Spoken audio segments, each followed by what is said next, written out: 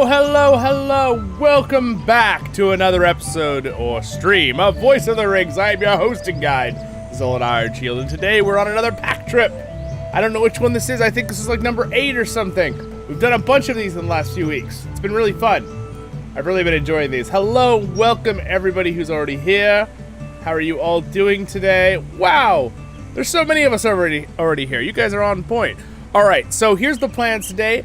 I would like it if you guys would come over to we're going to start at my barn here with our pack trip here at my house. So if you guys want to all like port to my house, if you're in the Kinship, you can, whoever's online, or if you're here just watching, awesome. And welcome. Woot! Oh, hey, wow. Thank you so much for the support. I just saw your super sticker. That was super nice. Wow. 20 bucks right off the bat. I appreciate the support, my friend. From Hunle, is that? Let's see, what's your full YouTube name there? It's covering up part of it. Hunle likes the something. I can't quite see your full name there, sir. You should type so I can see your full name. The sticker covered up part of your name. But that's so nice. Thank you so much, my friend. I appreciate that support. You're like, now we got money for the horses feed. Again, so we joke, oh, the wolf. Okay, I see it. Havek. All right, West Virginia. Awesome. That's a great place. In fact, you know, I was just watching. I'm going to shout out Odie, which just showed me a video that he made of a kind of a pack trip thing that he helped make. It's pretty awesome. Yeah, Odie, you should link it there for people for later so they can watch that episode. It was pretty cool. It was definitely pretty awesome. Welcome, everybody. Need an invite. Yes, you need an invite to the Kinship. Is that what we're saying, Chaser, there? CrickHollow, yes, we're on the server CrickHollow. Kevin. And in the future, we might do some other little special events occasionally on other servers as well. But this is where the majority of us are from my Kinship here on Voice of the Rings. All right, sweet. Yeah, just tell me what's your name in game. We'll give you an invite. We have a few officers too that can do it. All right, well, this will be really fun. This will be a fun day. We're going to have a blast. We're going to explore. By the way, the timing, you don't have to keep talking about the timing every one of these videos. Noon is really good my time, apparently, because it just turns morning at noon in the game. So it's a good timing. So here's my house, by the way, our new place here. It's pretty fun. We're not going to go inside because we need to go with time we have, but here's the barn. Today, I'm going to wear... What mount will I take today? Man, that waterfall is loud, though. So I've got my little barn all set up with all my horses. In fact, I think I'm just going to take this one today. All right, look, I'm role-playing. There we go. I'm gonna ride I think it's a Clydesdale, right? I'm gonna ride this today. We're going on our pack trip, our horse pack trip here. Again, thank you so much for that super sticker. That was a very kind thing right off the bat. That was very nice of you. Very encouraging. I always love doing these, obviously, with you guys. As long as you guys all know the goal of my channel. You're having fun and I'm having fun. That's the goal. But I appreciate the support because I do need to have food on my table. So thank you for the super sticker. I appreciate it.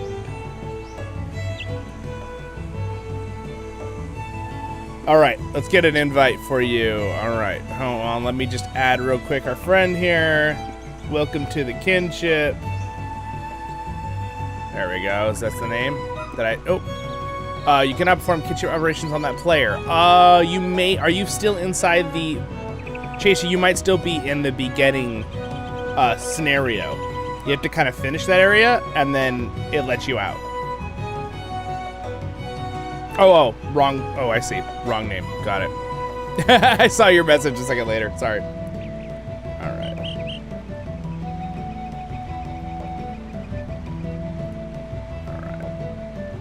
Oh, did I? Maybe I added it wrong. Hold on. Let me just double check. I gotta like blow up my words here on the chat. I can read them, but when I'm like trying to get the exact...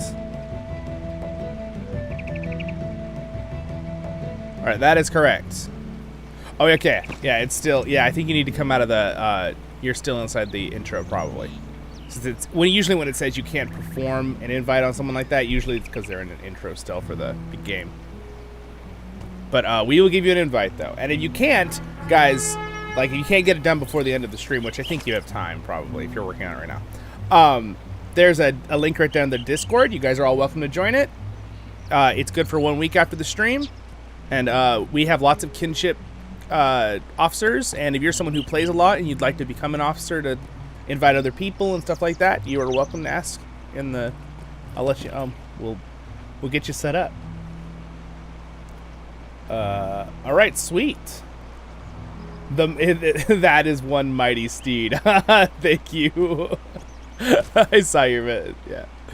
Yeah, it's a pretty cool horse. And the best part is if you have the pet too, which I believe they all come with the luxury pack. I don't remember right now. But I think they do. But if you have the pet too, which is, where's my pet? Hold on. Let me open my collection here. Real fast. It's a little trick, and I was showing someone else the other day too. You don't want the mini one, you want the regular one. So we put this one on. So now what happens is it follows me around, right? And then if I actually like get on the mount, then it disappears and I'm riding it, right? But if you get off, right? If the pet, you get off, then it's following you around, right? It's like a little optical illusion. Technically, it's just one's a pet and one's a mount, but it's identical, so it's a fun little optical illusion there.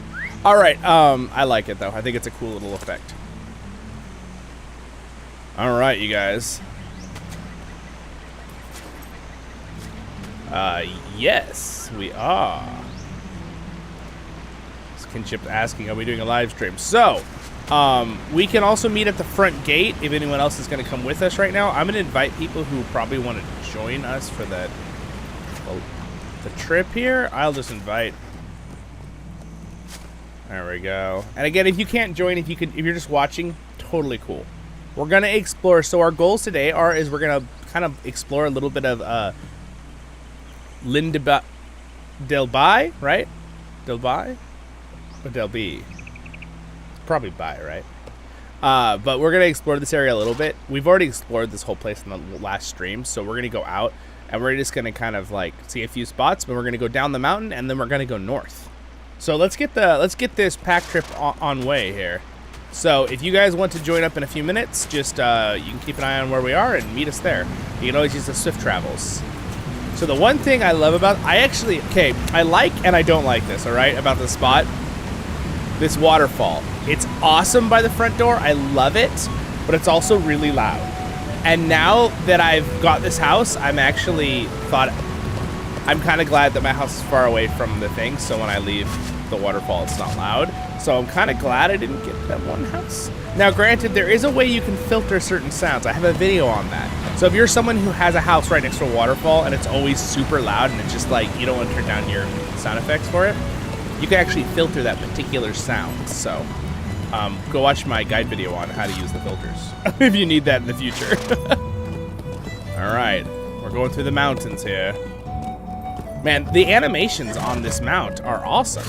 Oh my gosh, look at this view, you guys. So this is the new neighborhood here. It's gorgeous. It makes me want to go to the Sierra Nevadas. I'm gonna be honest. You guys, any of you from the Sierra Nevadas? Yeah. All right, here we go.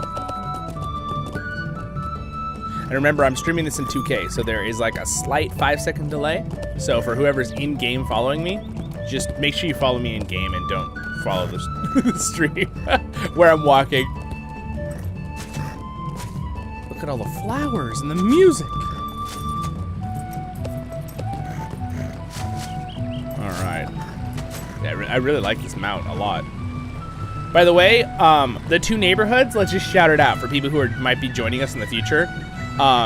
So we have two neighborhoods, right? So Belle, what is the name of your neighborhood again that you're in? So this neighborhood is, we'll just go to the front and show them. We'll just show them on the way out.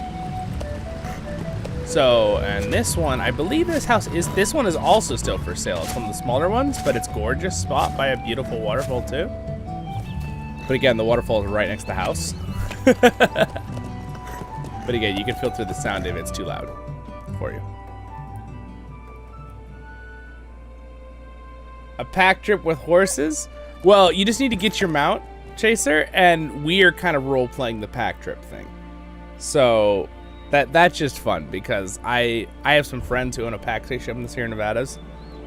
So we're kind of role-playing off that. Also, I believe that Odie knows all about that. I think he's done lots of those in the area.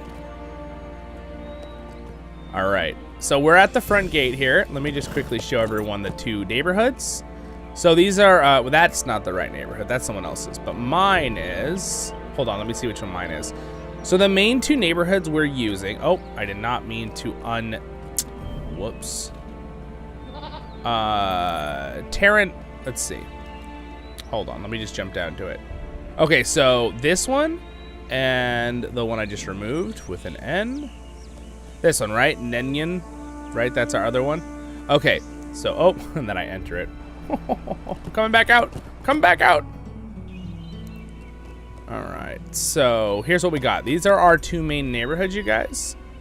So Tragaran and Nevian, right? I think that's how you say it. Those are our 2 main ones. So if you're gonna join the Voice of the Rings kinship and you would like to, try to get a house in those 2 neighborhoods. If you're someone who, there's only one of some of the special ones, so if you really want that special one, then get which we want, whichever is available in whatever neighborhood. But those are the 2 that Voice of the Rings is going to try to like fill up the best we can, right? Those are our 2 right now. We might make a 3rd one later. Porth is one that a friend of ours is in, just 1 person. So we're technically not using that one. So just a little side note there. But the other 2 are good ones if you're going to do that with us and try to join that neighborhood. Or if you want to join our one that is completely free, as in it's in-game money you make, join the, let's see, neighborhood in Thorns Hall called North Tun, spelled North, North, Tun, okay, with the little thing over the U on the end. You can also buy a house in that neighborhood, and that's completely free in-game. So the premium housing, this is a premium housing, the Hobbit area, so our kinship house, you can also use, if you join our kinship, you could just teleport to the kinship house and then in Thorns Hall and then choose one of those houses with in-game money too. All right, now that we've covered that real quickly for everybody, let's do our pack trip. That's just for people who are like, oh, I want to be part of it, you know, so now you know. You can join the kinship neighborhood in Thorns Hall, or you can join one of these neighborhoods here in Lindenby. All right, here we go. We're starting our pack trip today. There's already a goat right there, just running. Oh, that goat's gonna come with us. Look at him. He's like, I want to go. I know a lot of stories of people who do pack trips who there's just goats that just like to go with them and don't take the run too, or take the travel. All right, so here's the actual Hobbit village below the homestead. So again, my house is right there. You can see the trees. So that little rock cliff right there, that's my little home up there. I'm pretty sure a couple people have this home. There's a home up there too as well. And then all the other homes are up in the valley. So it's pretty nice. I love how beautiful this area is though. It's really nice.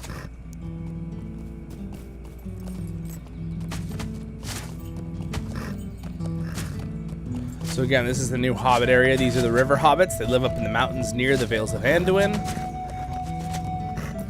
It's very nice. And I've never gone back here, so we're gonna take the pack trip and we're gonna explore back here for a minute. Because we did a little bit in the last one, but not really. So we're gonna do that right now. And feel free, guys, to ask any questions, or thank you, by the way, for liking the stream. I always forget to remind people, but you guys seem to be pretty on it, so thank you to my regulars. If you haven't already liked the stream, if you would, that'd be great. Really supports, or the video later, if it's a video later, that works too. This is really beautiful back here. Look at how pretty this is. You could have like a picnic back here.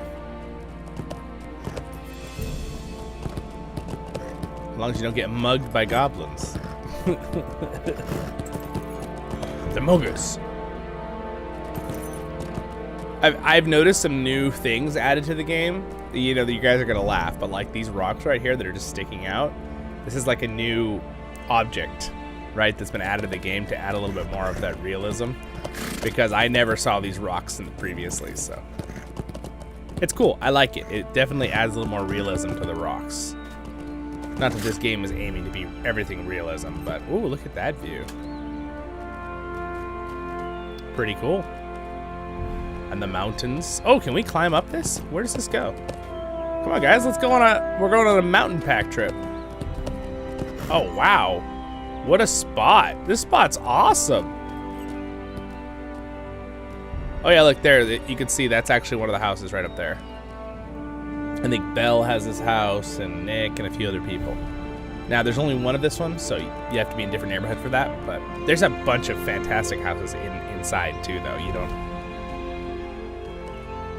Wow, look at that view. That's pretty cool. The music.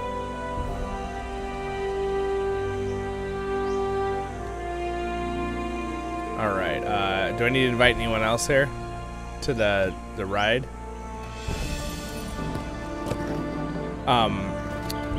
This ride, I will say right now, we will do some more rides that are in lower level areas, but this one, technically, most people, it's gonna be a little harder for people that are lower level. So we're gonna have to really protect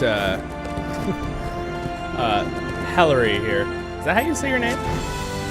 Is that right?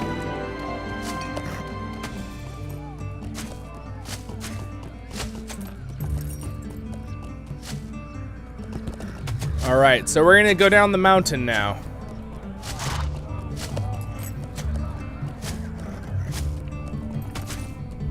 Oh, awesome. Belle, you invited someone to the kin. Sweet, sweet, awesome. So, I need to throw out some ideas for next streams, since we have a lot of people here right now. Hey, look, another player. Since we have a lot of people right now, we've been having some ideas. And it's funny because great minds think alike. Me and Belle both had some similar ideas.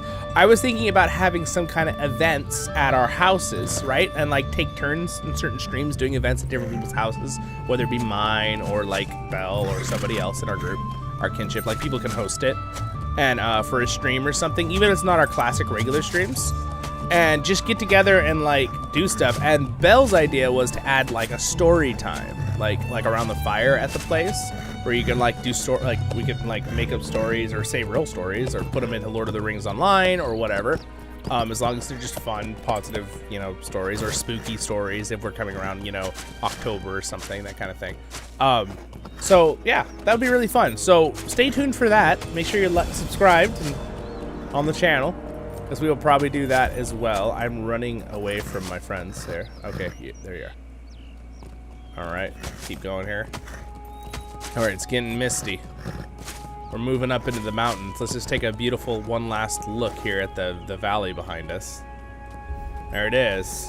Anyway, the new area for the hobbits here and the housing area is like, it's pretty much a 10 out of 10 for me. Visually, it looks fantastic.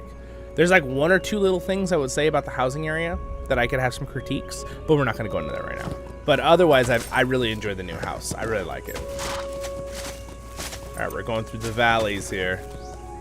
We're in the upper vales of Anduin, so we're really high up in elevation right now. We're about to drop, right? So we're way up in the mountains right now. I would assume we're at like 7,000 elevation, something like that.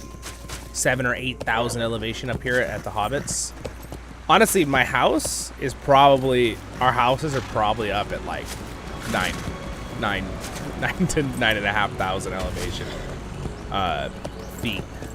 Does the rest of the world use elevation with feet? No, they don't, right? No, they don't think so. Oh my gosh, look at this view. Not from what I know, because we metric and imperial, that's right. We here in America, we use both because we're, we like our. Let's use everything. All right. So like depends on what subject is what we use. Yeah. That is a gorgeous view. Look at that view, you guys. There's also a tower over there, which we'll see from down low, but like a fortress, which I think we'll explore today. And then again, there's going up into the mountains behind us. There's some gorgeous waterfalls right here coming down from that hobbit village. Gorgeous, right? Yeah, anyway, I think it's fantastic. All right, when we get a little lower here, we're going to have to be careful not to let you get killed by any enemies. So that's the only thing with going in areas that are a little bit more dangerous. Oh, my bad. Wrong button.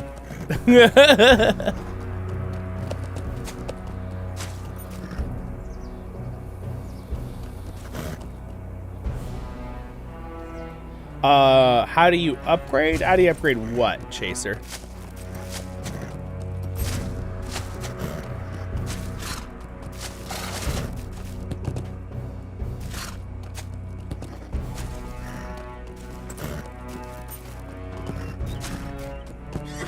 The epic music as we travel through Middle Earth. On horseback! You gotta hear my horse making sounds. I don't know if you guys saw my short today, but I put a short out of Freddy laying down and like rolling, my real mini horse in real life. Oh, to get here? So I believe you can travel to the horse place from Bree, right? Everyone's been telling me this. I don't know where it is yet. I have not seen it myself, but I'm pretty sure there, I don't know if you can directly travel. When it's Stable Master, you have to travel to a couple spots to get to it. Because you don't own the horse place. But is it? I think you can go to the house broker, right, in Bree, and that like the guy, and that they can send you as a visit to the neighborhood. Where's that at? Who remembers off the top of their heads? Oh, there, right there. This guy. This is where it is, right here, in Bree. See what I'm hovering? Go to that spot. Thornsgate Housing Broker, and then it says right there at the bottom, Lindenby Housing Broker. Okay, so it's probably in a building. I'd go there, Chaser. So go to Bree. And then you could probably take a visit to there, and then when you're there, you can leave the neighborhood and go out and get the horse place too if you want the stable outside. There's no enemies in the village except for like up on this mountain on the north. So if you're low level, just keep that in mind. Epic music. Okay, so now there's a bunch of enemies here. Let me just deal with this saber-tooth tiger real quick.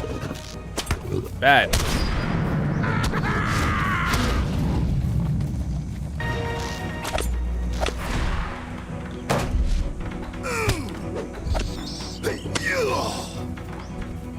I definitely feel like, I know they lowered our stats, but these guys are 130. I probably wouldn't be able to kill them with my hit anyway, normally. I had someone leave a comment about the whole stat crunch, how they lowered our HP and stuff with things. I do agree that I feel like it was a little too much, because they did it like by a factor of 10. I think they should have done by maybe like a factor of 7 or something, right? Like, make it where we still have a decent chunk at max level. I mean, we do. 123,000 health is nothing to sneeze at, but all right, are you gonna teleport so you're safer? I'm gonna keep right. Okay, yeah, that's a good call. I like that call. All right, it's gonna be too hard to protect you from every little monster hiding in these bushes. All right, so we're gonna cross this water. Now I want to show you guys this right now on our trip here. Check this out. Look at that view. Look at that mountain, that peak with the freaking fortress on top. Is that not super cool or what? Isn't that cool? And then here's the river, and going down that river has there's an old dwarven ruin and stuff. So now what we're gonna do is we're gonna just ride here through these beautiful swampy areas by the river.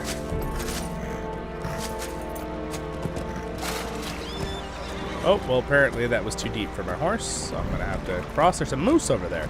You guys see the moose? Oh, we love wildlife.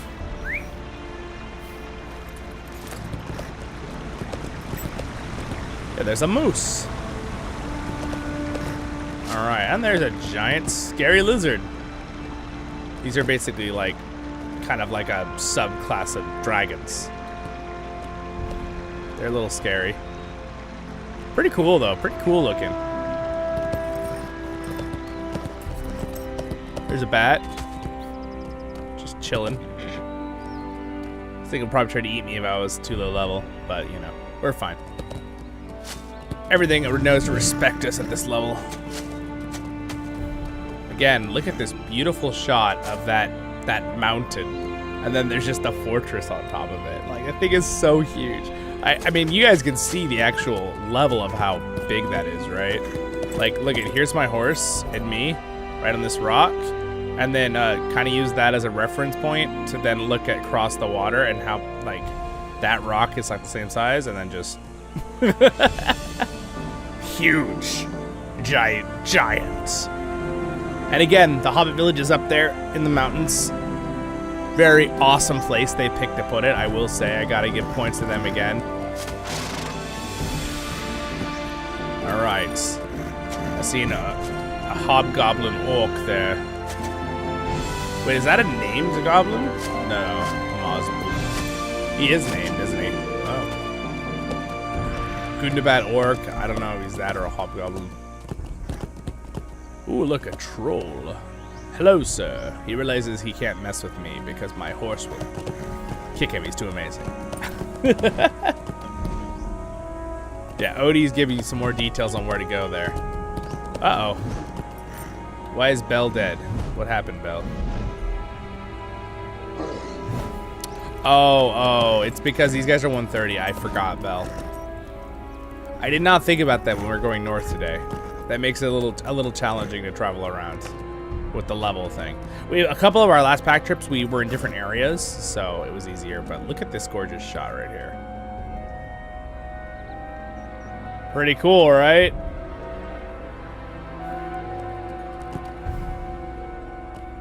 I love, you know, one of my favorite things about the Vales of Anduin, they really incorporated the fog and cloud aspect to this area. This is when they really started adding that into the game, and then they went back and they updated some other areas that needed it. But like adding a lot of clouds and lower fog banks that like come in and cover things, it just adds a really cool effect.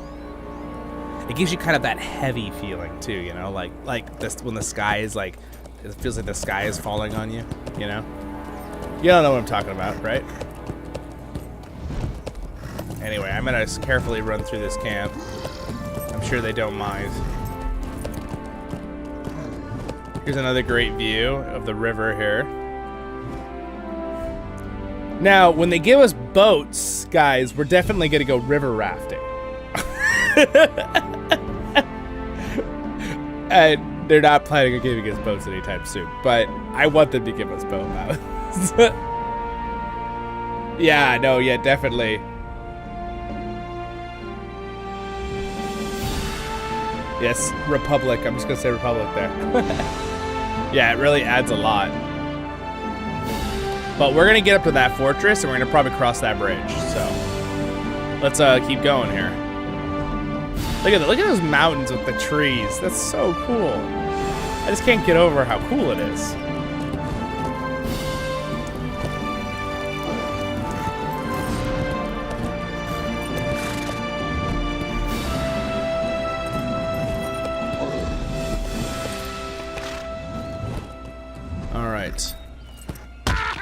Oh, whoops.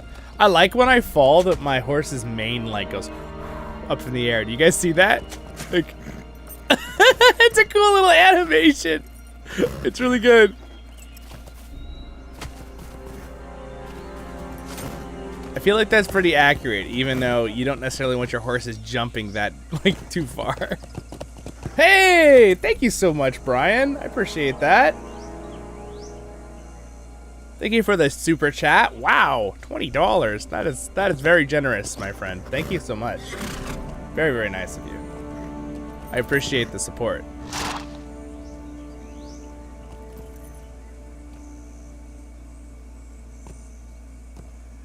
Yeah, oh yeah, this game, I feel like if you have the system that can do it, this game can stream very beautifully at 4K. Or 2K, excuse me. At 1440p, which is 2K. It's a little confusing. Dude, it took me weeks to figure out all those little ins and outs of streaming. And one thing I love about this game is if you have a really good system, you can stream it gorgeously. But at the same time, like, it doesn't destroy your computer while you stream it because it's an older engine, which is fantastic. It's the best of both worlds. Your computer isn't on fire while you're doing it, and it looks good. All right, I'm trying to find the way actually up. Here we go. Here's the path. I'm trying to find the way up. All right. Many huzzahs. Oh, yeah. Yes, Odie, exactly. Huzzah! 3 huzzahs for Brian. Huzzah! Huzzah! Huzzah! Let's go. I just want to see a trip to Middle Earth. Yeah, welcome. So, yes, we are traveling through Middle Earth right now. We are in the upper vales of Anduin. You can see an old dwarven fortress right up there. You can see the waterfall crashing down over there. I'm thinking the best way to cross here will be, we're going to look at this edge though first, but then I'm going to cross. So here's the ancient old bridge. Okay, there's obviously a little wood bridge there. We definitely do not want to fall here into that river though, because that is quite a drop. That is farther down than Aragorn fell in the Two Towers, if you guys remember. You remember where Gimli said to Eowyn? What happened? He fell. That's it. Nothing else. No other information needed. Oh yeah, totally right. I know. Look, it's such a gorgeous game. I literally it just never gets old for me, this game, which is crazy because I've been playing it since the beginning.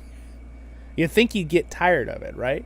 I'm not saying that I don't go and play other games when I feel like playing a different kind of game. But like when I want to be in Middle Earth and play an MMO I love, I'm back at LOTRO every single time. And I've tried other MMOs. Like I've played a lot of other MMOs. There are lots of really good ones. This game for me is just so well done. The music, the visuals, I just love it.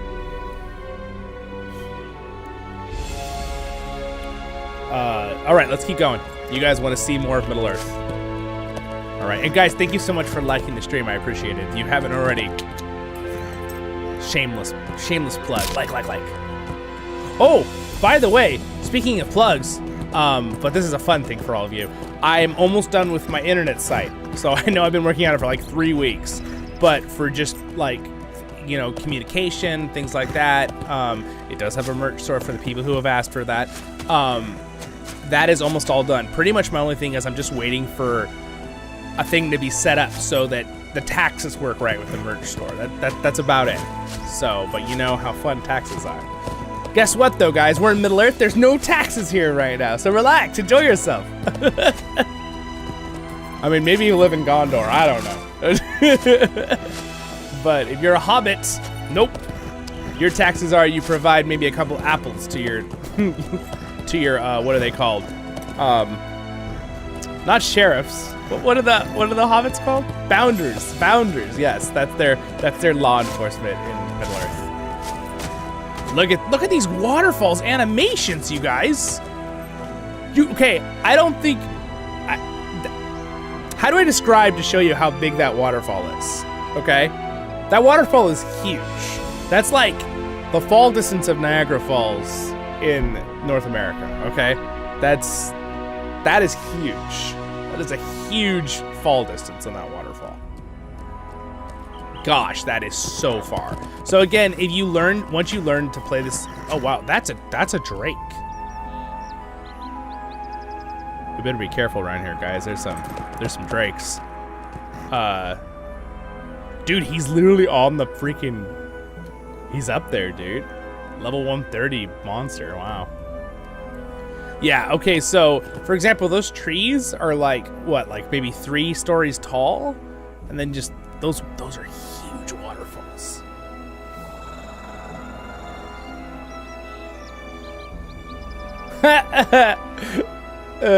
Dude, that's, Toodles, yes.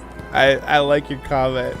I love everything Lord of the Rings, except maybe Rings of Power. Yeah, that's fair.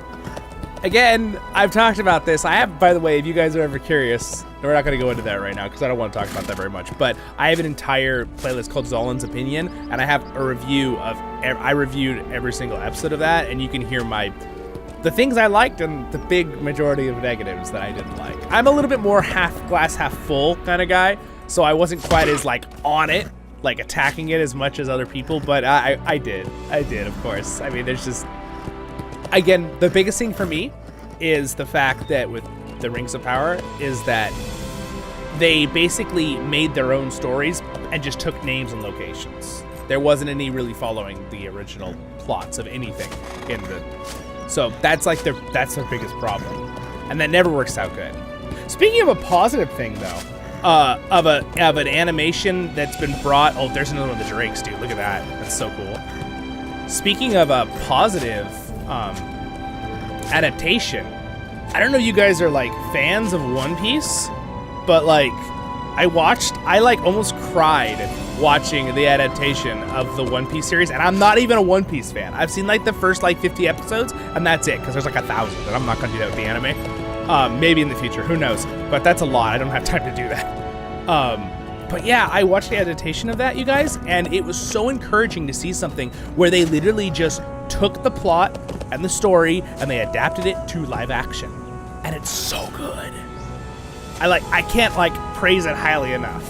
Like, it was really good. And all my friends who are, like, huge One Piece fans, for that, it's like a pirate story, by the way, if you're wondering what it is. It's an anime that's like a pirate story. It's originally a manga from Japan.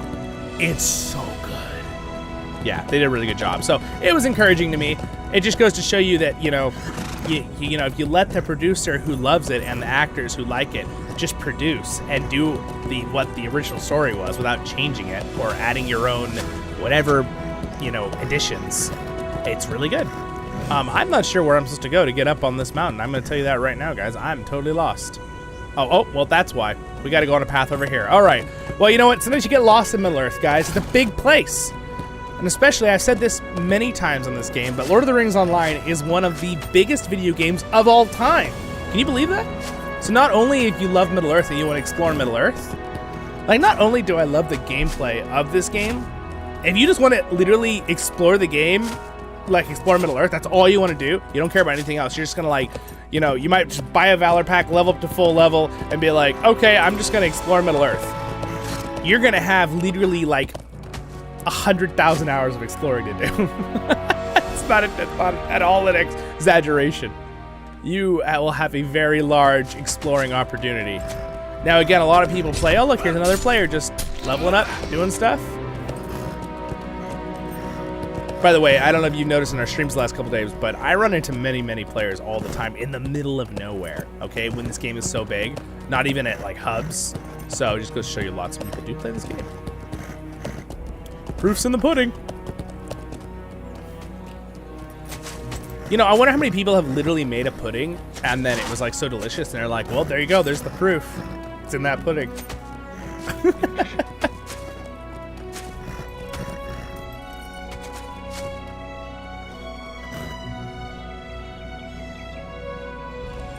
Oh yeah, no, totally, Republic. I think that, again, I had a lot of friends who really enjoyed Rings of Power. And again, I enjoyed parts of it. But if you watch my reviews, I will clearly show you what I really didn't like. And the things I didn't like were the completely taken out of lore, out of, you know, wrong, just totally wrong. But, like, some of it I really enjoyed. Like, I loved Elrond and Durin's friendship. I thought that was really well done. Things like that. Like, that was really, really very fun for me. And there were definitely some good things. The problem is, for me personally, was the fact that, oh my gosh, there's the giant. The problem for me that they just didn't quite follow everything exactly. So yeah, if you liked it, you liked it. I was someone who was like, don't rag on people who enjoyed watching it, because it was like a fun in itself fantasy. Now, was there a lot of loopholes from just a story perspective, even if it wasn't connected to Lord of the Rings? Well, yeah, there was. But it was still, like, there were parts that were very enjoyable still. I actually love the way they made, spoilers, Mount Doom explode. I thought that was super cool because it felt very realistic from a science perspective of putting water, just massive water into it. So that, I like that. Now, again, the whole, like, breaking the dam thing, I don't know. But the water idea, I thought was super cool. In fact, I did a whole lore video on that, if you're curious, on my lore playlist. Is this mount available? Oh, good question. I believe you could check the LOTRO store. So the mount is called the Homestead Steed. I believe it came with the supporter pack. So they did something, which I think they still sell. But they sell these, like, they're called, like, supporter packs. And basically they're a bunch of cosmetics you can buy. And I think this was probably, I forget which one it came from. There's, like, 3 levels of the Homestead one. I think this might have been the pricier one on the top, which I reviewed on the channel. So if you want to go see that later, it's on the guide playlist later on if you need to see it. But otherwise, you can just look up the Homestead supporter packs. I think that's what it was from. You might be able to get it separately, so you could always click on the LOTRO store and check. But I definitely think this was a cosmetic purchase. You can't earn this in game. There's lots of horses and mounts you can earn in game, mind you. Okay, so like, yeah. I think that Lord of the Rings Online does a very good job with this monetization. Like the fun things are just cosmetic fun things. But like, there's a lot of mounts you can just earn in. Look at how many mounts there are in this game. But here's the ones I own. You can go into your collection to look, or you could also go into your skills and go into mounts. But you can see here reputation mounts. I have like 6, some goats and stuff. Standard mounts that you can just purchase normally from the horse place, and some other things. And there's a bunch of promotional mounts. Some of these you can earn. Some of these are from expansions and stuff. Deed mounts. Here's a couple of my ones from Deeds. So the Ambassador, the Elf. Yeah, anyway, there's a lot. So there, hopefully that answers your question. Who wants to fight a giant? I do. Fight me! Alright, horse, stand back. Oh, dude, he's huge. Oh, foot!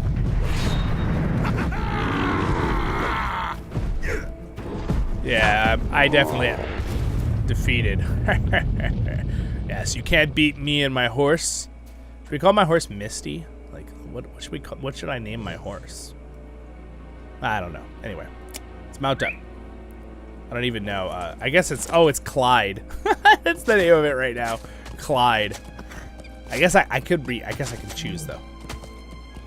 I don't think I choose. I think that was the generic name it came with, because it's a Clydesdale. All right. So there's the waterfall again. We're going into that mist layer up in the mountains. I'm trying to keep up with your guys' comments. I will keep checking. So here's an ancient dwarven bridge that's had a generic dwarven wood structure put over it. All right, we are now in the Elder Slades. The Elder Slades have a lot less fog because we're up higher. We kind of went above the mountains. So we are now heading towards Gundabad. I think we're gonna actually check out Gundabad today with our trip here. Okay, well here's what we need to.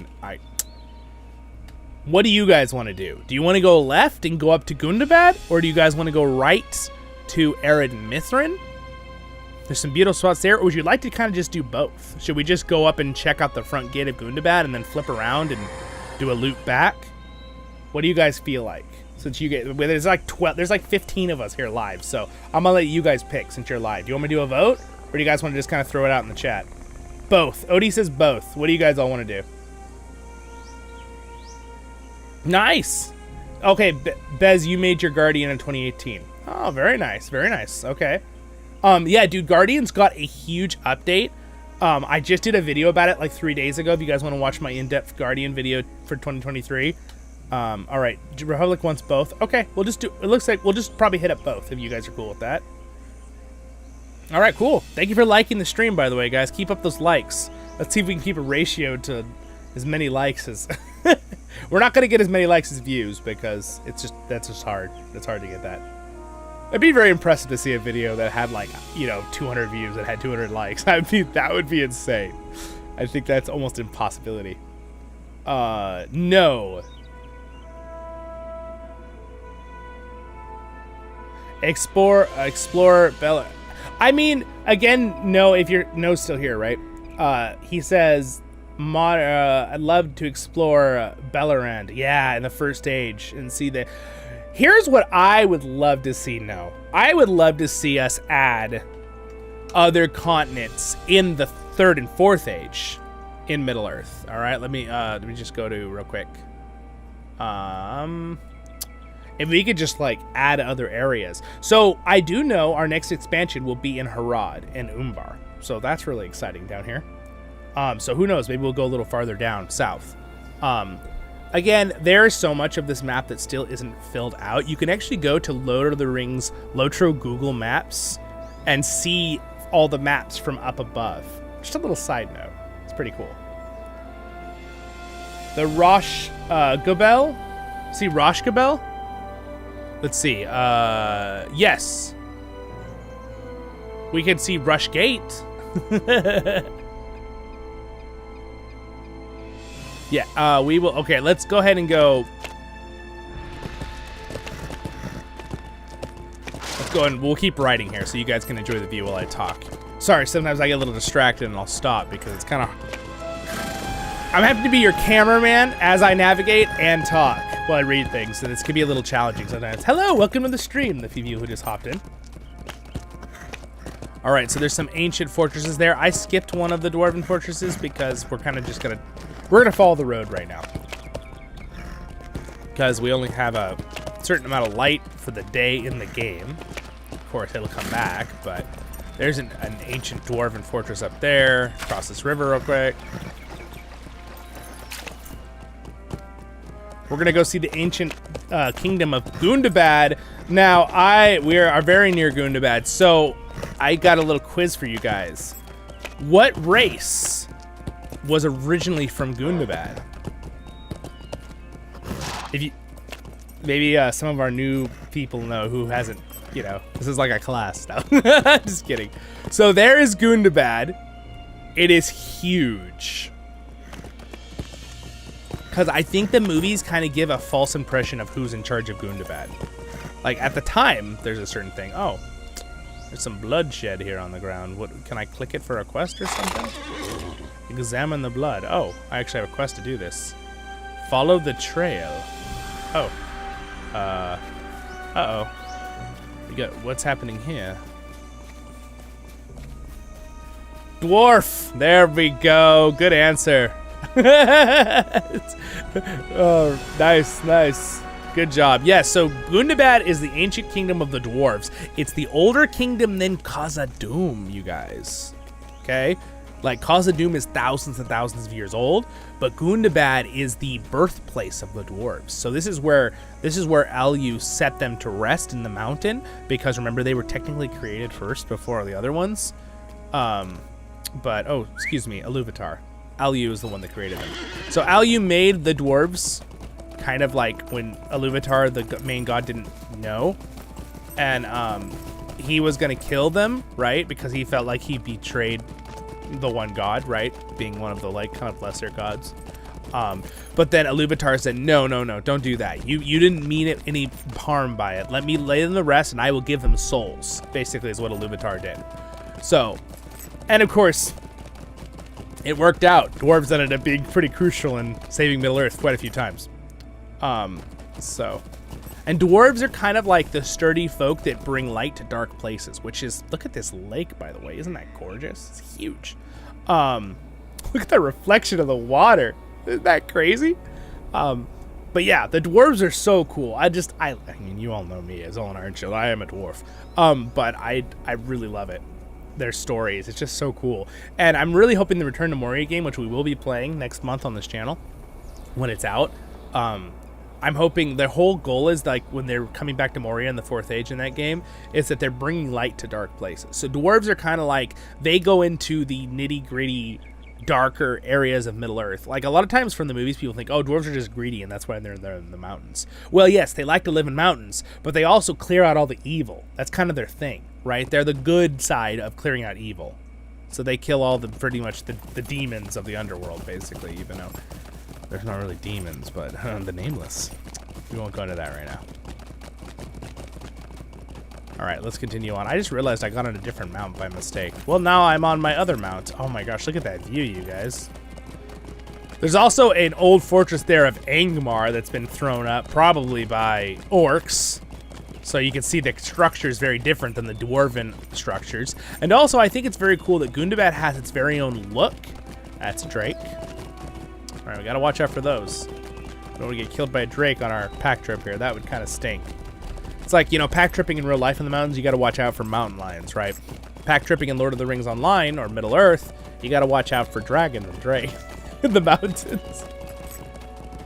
Yes, the clouds are really well done. So that is definitely, that's a newer thing in the last like 6 years too, James. The clouds didn't used to be like that. So like the clouds have always been gorgeous in the sky. The sky clouds have always looked amazing, but like the ones that are like on the mountains and the fog banks, that's a more newer mechanic to the game. Just goes to show you, even if it's an older engine, you can still make it look better and better. Technology is amazing.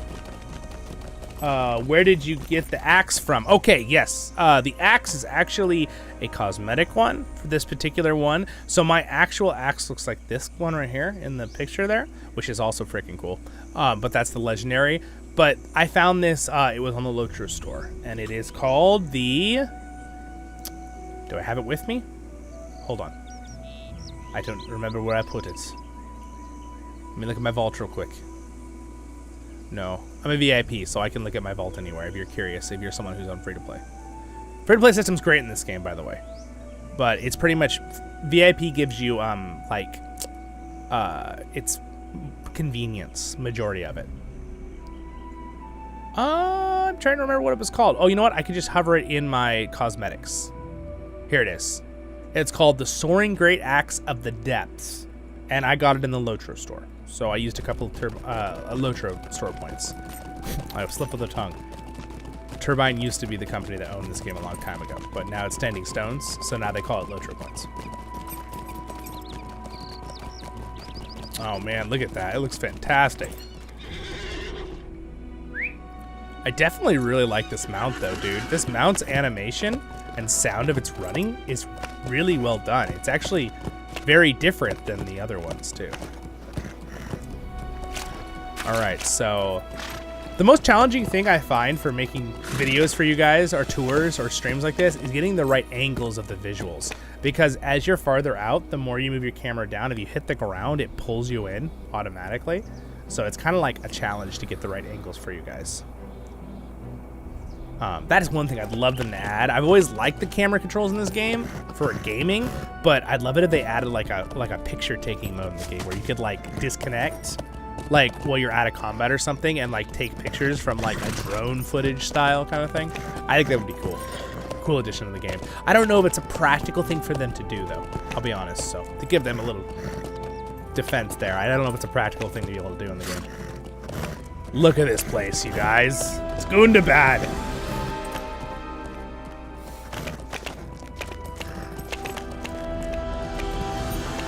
You have discovered Zeruka settling near the approach of Mount Gundabad. So this is technically the front gate of Gundabad. So there's some orcs out here and stuff because yes, the orcs kind of taken over Gundabad, right? And the Gundabad orcs. We get a taste of that in the Hobbit movies, even though it's not really. Oh my goodness, you guys, look at that view. Dude, I do this every time. I'm in the mid-conversation and I see a view, I'm just like, just silence. It's like that part in the Hobbit movies where they're talking and they come up on Erebor and Dale and they all just get quiet mid-conversation. Totally. Isn't that gorgeous though? By the way, do you notice the clouds moving in the water, like there in the sky, and the reflection? Isn't that cool? Isn't that a cool effect?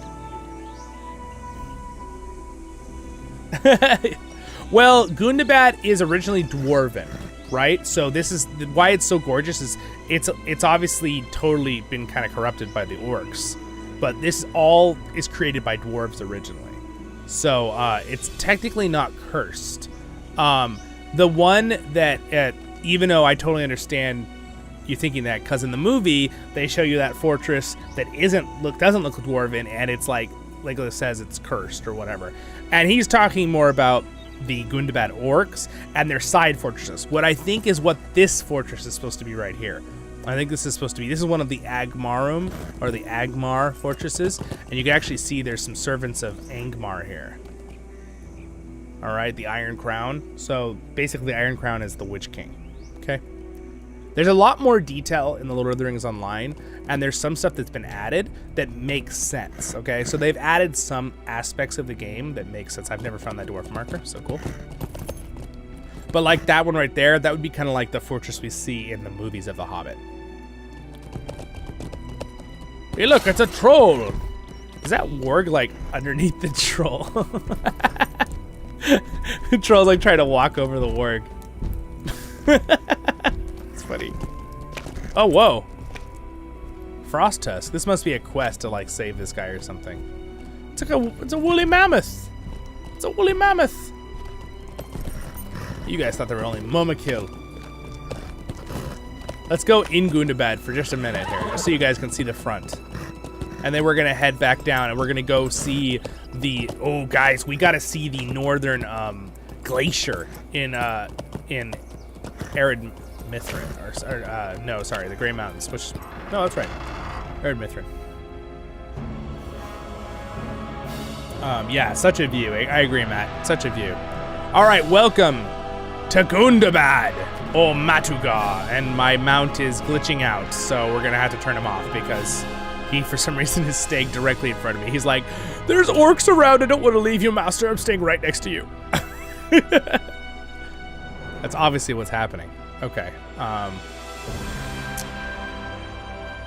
Oh, that's my mount. I don't want to mount. I want to turn off the horse. Oh, you know what? I'm sorry. I put it on my thing right here. I can just turn it off right here. Ooh. There we go. Problem solved. Okay. So this is Matuga. Gorgeous, right? This is the true gorgeousness of Gundabad. So that's the front door.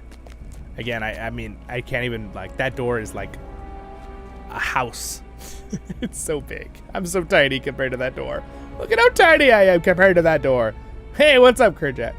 We're doing great. We're exploring. We just walked into Gundabad. All right, so let me just show you guys, like, the majesty of Gundabad. We're not going to explore all of it today. We're going to go, I want to go outside and explore towards the other location, but this is kind of this is basically the dwarves retaking. So here's Prince Durin. This is Durin the 6th, right? He's the son of Thorin Stonehelm the 3rd, who is the son of Dane Ironfoot, who we see in The Hobbit. Okay, there's your genealogy of the day. All right, so here we go. Ta-da! Without falling to our death, welcome to Gundabad. Huge, massive place. Let me just show you the map real quick. So we're looking at this giant hole into the mining area. And then it's got an entire area. So there's the hole. So that's all of Gundabad. There's a garden area. It's gorgeous. I've got some of my other videos and streams in the past. We've covered it, but I haven't done any tours yet. Tour videos. Again, this stream is pretty nice because I can stream it at 2K. But if you watch my tour series, I'm able to record it at even higher quality in this stream. But you still get pretty good quality in this stream. You can also only ride goats in here because we're underground. So I'm going to ride my goat out. Actually, you know what? I might be able to use a horse to kind of hop back partially of the way. Let's see here. I'm going to hop back to this place so we don't have to run all the way with the same stuff we just saw. It's this one, right? Did I just... Hold on. I just read the name, and then I forgot the name 5 seconds later. Anak Kuluruf. Okay. That's not it. Can I even go out here? Maybe I can't. Maybe I can't take a ride from here. Maybe that's why I can't find it. All right, let's try something else. Can I ride here? Dragul. With a D. Yeah, we can go there. All right, we'll go there. All right, off we go. Guys, thank you so much for liking the stream. I appreciate it so much. Really helps out. Tells our other friends we're actually streaming because, yes, it just so happens that sometimes it doesn't recommend it to all our subscribers that I'm streaming. Go figure. I don't understand that with the algorithm of YouTube. I really think if you're subscribed to a channel, you should get the alerts for those videos and streams. But, you know. Yeah. Excuse me for thinking like a normal way. All right, so here's a little fortress of Angmar, a little side fortress. Looks pretty cool, right? Again, you can kind of tell who here who's watching right now has played the Battle for Middle Earth. James gets the alerts. Okay, that's good. That was good. Good. Glad to hear. If you do hit the bell, it will help get the alerts. But when it comes to videos are still put out. I was listening to a guy talk about it, how YouTube does it. It puts it out to a chunk of people, and if those people don't all if a majority of them don't click on it and like the video, it won't always put the video out to more of your subscribed people, which is really weird. I feel like if you subscribe to a channel, the video should go to you, but that's just me. All right, yeah, so I love the fact that Lord of the Rings Online's buildings for Angmar look like Angmar's style from the Battle for Middle-earth, right? Now, granted, I'm trying to think. I think the Battle for Middle-earth is older, right? I don't remember right now. I believe. Oh wait, here. I'll just look. We'll just look. Right. Or at least. Battle for Middle-earth. Oh wait, no. Actually, maybe not. 2006.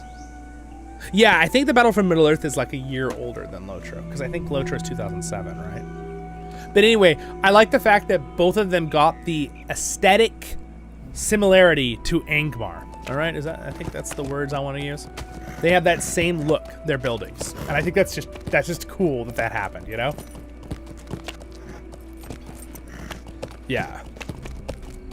Though I would like to say that I do enjoy using YouTube. They make things very convenient in other ways. So, as much as I might not always agree on certain ways the algorithm does things, they do a good job with other stuff. Oh, one of the drakes. Do we kill it? Let's kill a drake.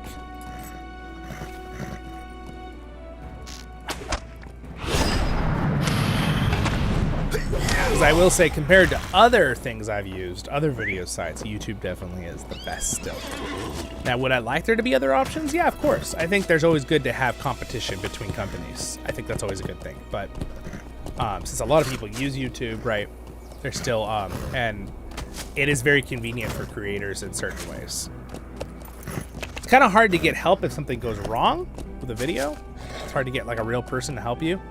But like their system really does a good job of helping you set videos up, automate things, that kind of stuff. Their layout is well done. All right, there's another last shot of Gundabad, everyone. Enjoy. Anyway, enough about that. We're going to focus on our trip here. So we're going to continue on to...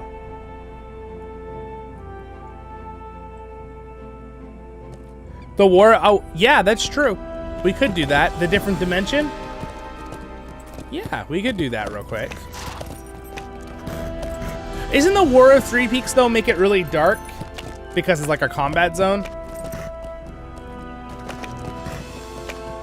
I kind of would rather you guys see it at its, like, prettiest spot. I'm trying to remember, does the War of Three Peaks look better, or does it look more like a war zone?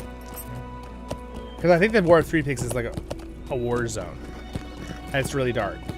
Yeah, smoky and dark. Yeah, we definitely will see that in the future, but I think right now we're going to head this way when we have light still. And just see... Yeah, I'm pretty sure it makes it kind of smoky and dark, which I don't really want to do right this second. This dwarf needed my help. Oh, he says... Well met, hail, dwarf! 'Tis to see a friendly face. I would rise to greet you, but... I need more to catch my breath. I'm indeed Loggy. I was on my way to scout the camp ahead when I was beset upon by the enemy. I made a good accounting of myself, but one of them nicked me before they fled. Come and stay a moment. If Gunvald sent you, then he must trust you. I must return to our base and get this scratch tended to, or my wife will never let me hear the end of it. I was on my way to scout the camp ahead when I was set upon enemies. Okay, will you go and scout ahead? Yes, I will scout ahead for you. He already said that to us, but it's like if I let this cut kill me from an infection, my wife will kill me first. That's awesome. That's like fun little. The story, like even the small stories and information, like for just simple quests like scout this, kill these, blah blah blah, are just so cool. I also love in Gundabad how the drakes will, like, when they spawn, they like fly in and land. It's just such a cool effect. It adds a much more real feel than just random creatures spawned all over the map, right? Which is technically how any MMO does it usually. We are on CrickHollow. So we play on CrickHollow. There's like 5 or 6 really big servers in Lord of the Rings Online. CrickHollow is one of them. And then like the biggest server I believe is Arkenstone. Yeah. And there are a couple other really good ones like Landerval, and I can't think of all of them right now off the top of my head, but there's a couple. So I think there's a combined, like, and there's some European servers and stuff too if you need those.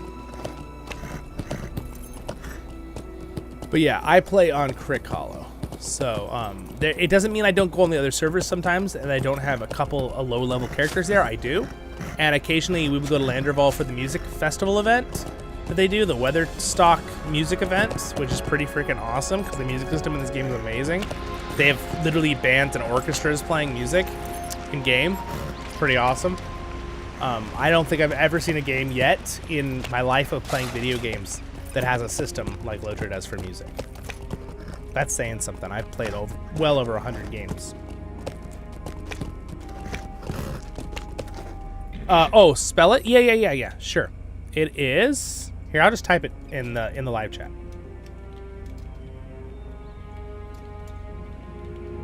I'm trying to think if... I think it's like that. I'm pretty sure that is it. And you look at the list of, when you're signing in, when you log into the login, if you look at a list of servers, it should be the only one with a C, CrickHollow. Oh wow, you can just see drakes flying all around. It's kind of scary. All right, look at this cool old Dwarven bridge, the Rush Gate. All right, here's some gorgeous views of the area. There's a beautiful river down there, crossing the bridge. All right, now we are in the Dwarf Holds, Arid Mithrin. So these is translated Gray Mountains in Elvish, right? Is it Elvish that's Arid Mithrin? I believe so. I'm sure the dwarves have another name for them, but probably the Dwarf Holds. All right, so this area is freaking awesome. This is the the previous expansion before Gundabad, but it still looks fantastic. So there's the awesome mountains up there, but oh, they're gonna get better, so don't you worry. Do you guys hear that hawk in game? I can see it. Do you see it? Do you hear the hawk in game? I'm okay, I'm gonna stop. I'm just gonna let you listen. Wait for it. Come on. Want to hear the hawks? You can see them up there in the sky.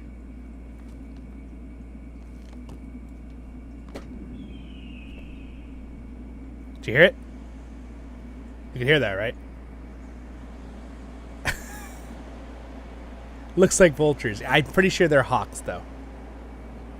Hawks also scan, right? I know vultures usually do circling, but they also scan the fields for mice. Hawks do, and this area does have a lot of... What the heck is that?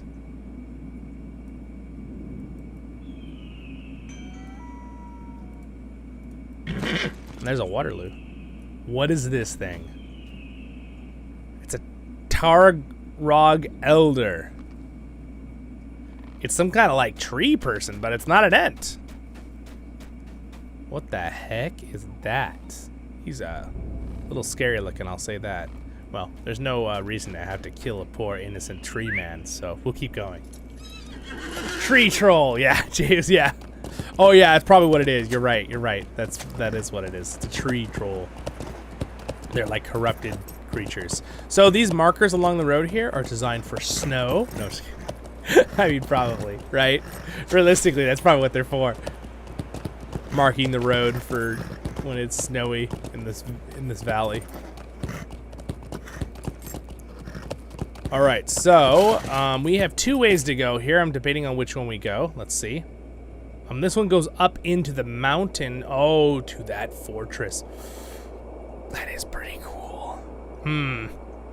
So I want to show you guys the anvil up there. See the anvil? That's a glacier. It's super cool. So we're definitely going to see the anvil. Let's go ahead and go left here. I want to show you guys this up here. This is really cool. I like how I turned off the music and then the music was like, yep, I'm done. See you later. The orchestra's on break.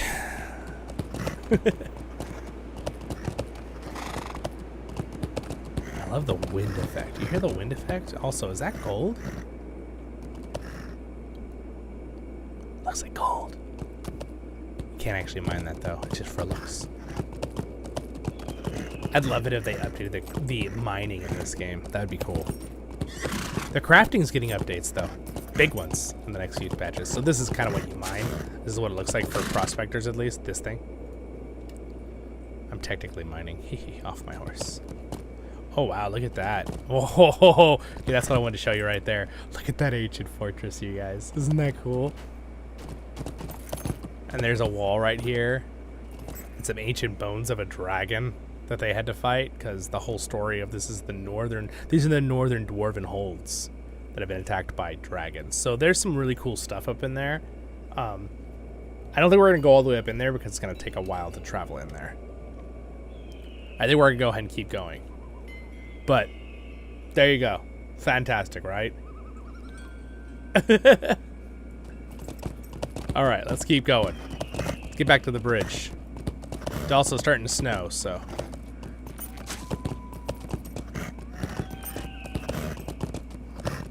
yeah, it's very, very cool. Very cool indeed. Oh, take a little breather here for my voice for a second. What we got?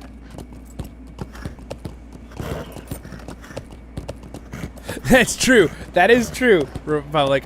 Yes, I have heard that New World's crafting is really good. Unfortunately, yeah, I was a little bit turned off from New World just because the moment I tried it here on the channel, it was so glitchy. And then if you heard when it first came out, it was destroying people's CPUs, which made me a little bit worried.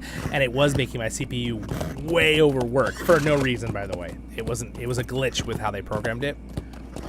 So I know they fixed that. So who knows? Maybe I'll try it again in the future. It was a cool game. I thought it was very cool still, but yeah. Again, though, I don't really like the game that I can't play smoothly, especially with a supercomputer. I couldn't play with my supercomputer on New World because it was glitching out, and I was like, I don't know about this. Isn't this cool, though? Isn't this a cool forest?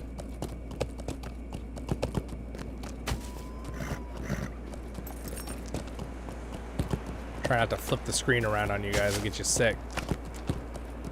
I try really hard to keep the screen kind of smoothly moving if I don't forget.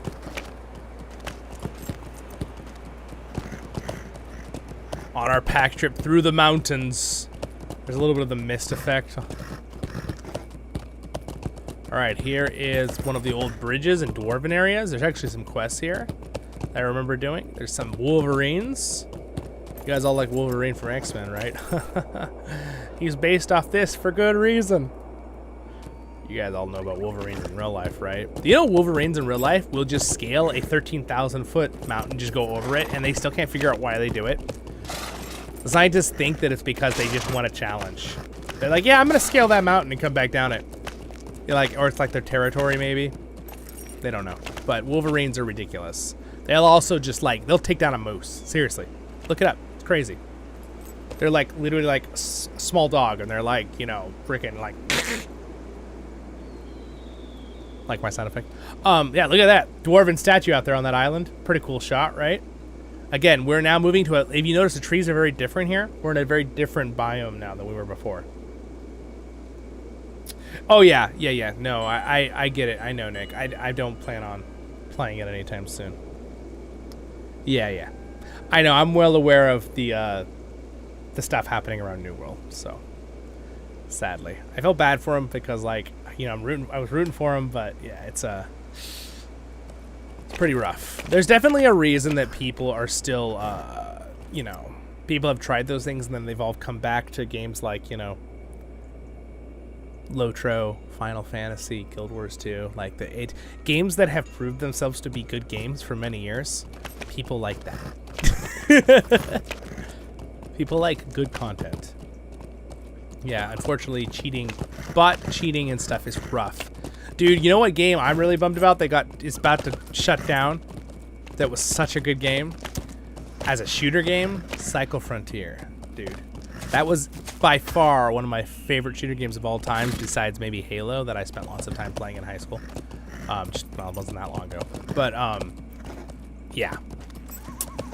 Yeah, that one's a bummer for me a little bit, and that was because of cheaters. Apparently, they just couldn't get the cheaters under control, so they decided they're just gonna end the game. I was like, wow, okay. A little bit sad for the rest of us who like the game, but I understand. So, but LOTRO's not going anywhere, so that's great. LOTRO's doing great right now. It's growing, so they really care about the community and the game, the people who make it. So, I love the positivity around LOTRO. Makes me very happy. As a very positive person myself, I do my best.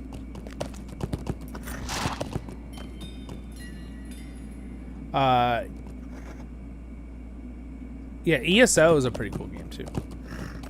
I know a lot of people play that.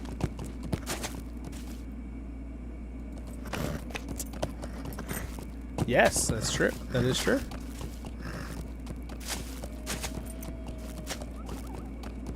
Oh, okay, you're on, are you talking about LOTRO Chaser? That's a good server. That is also a good server, yes. Bladen, or whatever. Alright, so we're gonna see, so let's see if we can get a view here. There's a lot of mist here. Oh, look at that. Oh, okay. Well, it's a little misty today, the weather in the game here. It changes in Lord of the Rings Online. But that's alright. Alright, so here is a really cool fortress. So this is one of the biggest, this is Skarhald. It's one of the biggest fortresses up here in the Dwarven ruins area. Ruins? Dwarfolds. But this has been retaken. This is kind of one of the home bases as they traveled from Erebor during the Six Took with the Zelruka, which are a made-up clan that are supposed to be one of the other 7 Dwarven clans that LOTRO has made up, which I think is very well done, since Tolkien doesn't really tell us anything about the other clans. Oh, speaking of that, Durin has... You have returned, my friend! Oh. You have returned, my friend! I did not know when your adventure to the south might release you, but I am pleased it was sooner and not later. It is good to see you. Durin claps you heartily on the back. Ha ha! Then he lowers his voice and warily eyes the courtyard. Truthfully, things have not been going as well as I might have hoped. I have been trying to ease tensions among the dwarves that have come to Skarhald, but it has not been easy. The Longbeards, the Zelruka, and the Stout Axes here are all take exception with each other, even on the trifling matters of little importance. All 3 of these dwarf companies suffered grievous losses at the teeth and claws of the Frost Horde, which are dragons, under Karasgar's direction. But we have seen no sign of the worms since you departed. The Weeping Warrior himself has been reappeared in that time. Do you know anything about that, Zollin? But now it falls to me to get these dwarf clans working together, and that is no easy thing. Perhaps you can ask members of each family what they think I should do on their behalf. Stout Axes, Zelruka, and Longbeards up to the stairs here at Skarhald are sure to give you their opinions on the subject, and it may help me decide how best to proceed. Alright, there's some story. Anyway, that's chapter 1 of the Legacy of Durin. By the way, guys, that's what I do in the LOTRO Tale series. If you've never watched my LOTRO Tale series, I do voiceovers through the game and the stories. We are not even halfway through the story, and I'm on like episode 200 something. I try really hard in that to kind of go through the chapters mainly and try to just as I level, but it's really fun. I have a blast on that. Hence, Voice of the Rings. So let me just get up here and show you the awesome view from one spot, and then we will go see the glacier. Alright, so again, you can kind of see how cool this place is. It just keeps going up, up, up into the Dwarven realms. Lots of dwarves here. So I forgot, there's also the Stout Axes, which is another clan that LOTRO made up. Basically, LOTRO brought in a few of the clans for the stories for the 4th Age. Because again, Tolkien doesn't really, does Tolkien say the Stout Axes? He might say the Stout Axes in the story. But as Zelruka, I think it was made up. Again, it's very respectful how LOTRO did it, though. Oh my gosh, look at these views. Ready? All right, let's look at this view right here. So for one, here's the fortress. You can kind of see it's in ruins, right? It's kind of all over the place.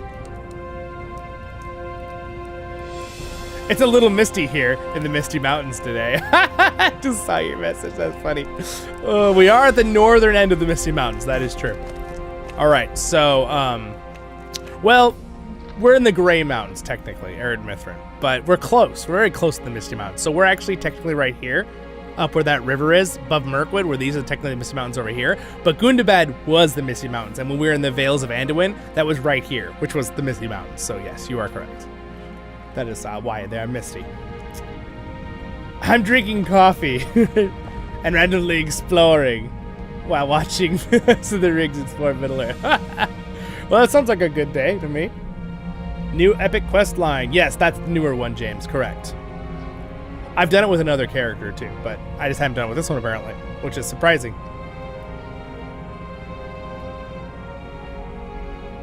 It's true, Republic. I totally get that. And I've played many, and obviously one of my, like, now that I'm full-time doing YouTube, I literally have, that's what I'm doing for, like, basically work. It is, obviously. The editing stuff is work. The playing the game and doing streams for you guys, that's fun.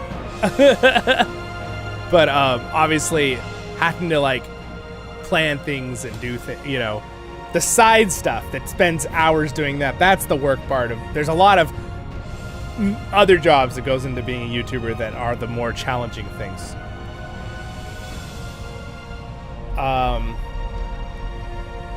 Yeah, this was a really good story in LOTRO, James. I do agree.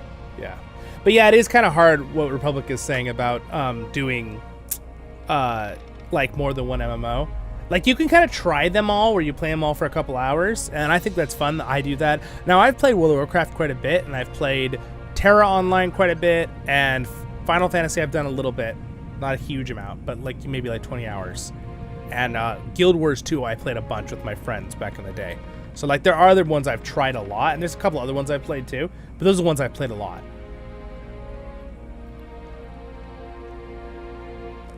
That would be cool. If LOTRO does that, they should totally have me do some voices. Yeah, LOTRO? Yeah, Sending Stones? If you can add more voices to characters, I'll do some voiceovers. But yes, Republic, that is what we do here. Because that's one of my things. I think the reason they can't do that is that voice actors are really pricey, and there are so many stories in this game, and the story writers are really good, but they are literally paragraphs of stuff. So they have like voice actors that will do the generic first line of a lot of voice things, but like to do all of that would just be like overwhelming because the stories are so big. But that's why I'm here. That's one of the reasons for my channel. Obviously, we just do Lord of the Rings content in general too, but I love Tolkien stuff.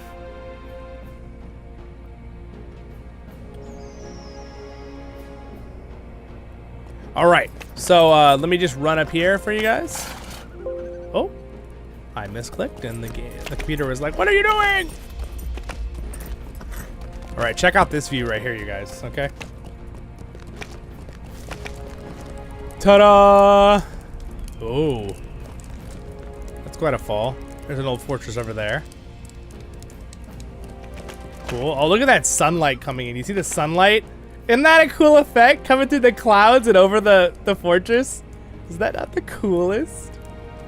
Oh, gosh, man, I love the lighting in this game too. That's another thing. This game's engine is obviously a lot older, but the lighting and the water and the clouds and like now they've upgraded textures, it looks so good, dude. And obviously they've been upgrading animations of things too, slowly, with certain characters and stuff to make them look a little less chunky. All right, so anyway, there's the sun. Here's kind of some awesome views from the middle here. So anyway, there's the glorious sunset going down the west over there. There is the actual fortress of Scarhold. There's a cool little spot in there, but it doesn't really go in very far because it's kind of like caved in, so I'm not gonna go inside there right now, unless you guys really want it. Isn't that gorgeous though? And they've also upgraded rendering distances. Now, they've slowly been upgrading the textures of farther objects, but it still looks pretty good, in my opinion. It's fun to be able to see trees all the way on the tips of the ends of mountains now. You couldn't used to see that a long time ago, so.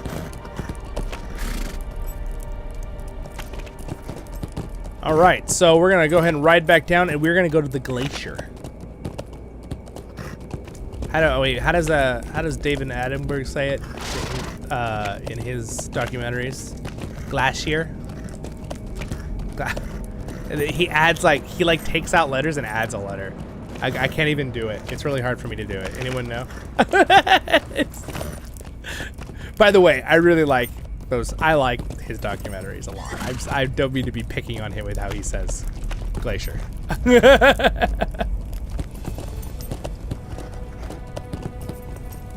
I think it's very interesting how fluid language is and how things are so changed so differently. I think it's fascinating. I think it's really cool. Even here in the United States, like people will say words so differently in different parts of the country, and obviously the United States is a really big place. But it's just, I think it's so cool. It's very fascinating. I love language. Something I have in common with a certain professor, Tolkien, who's over here making his own languages.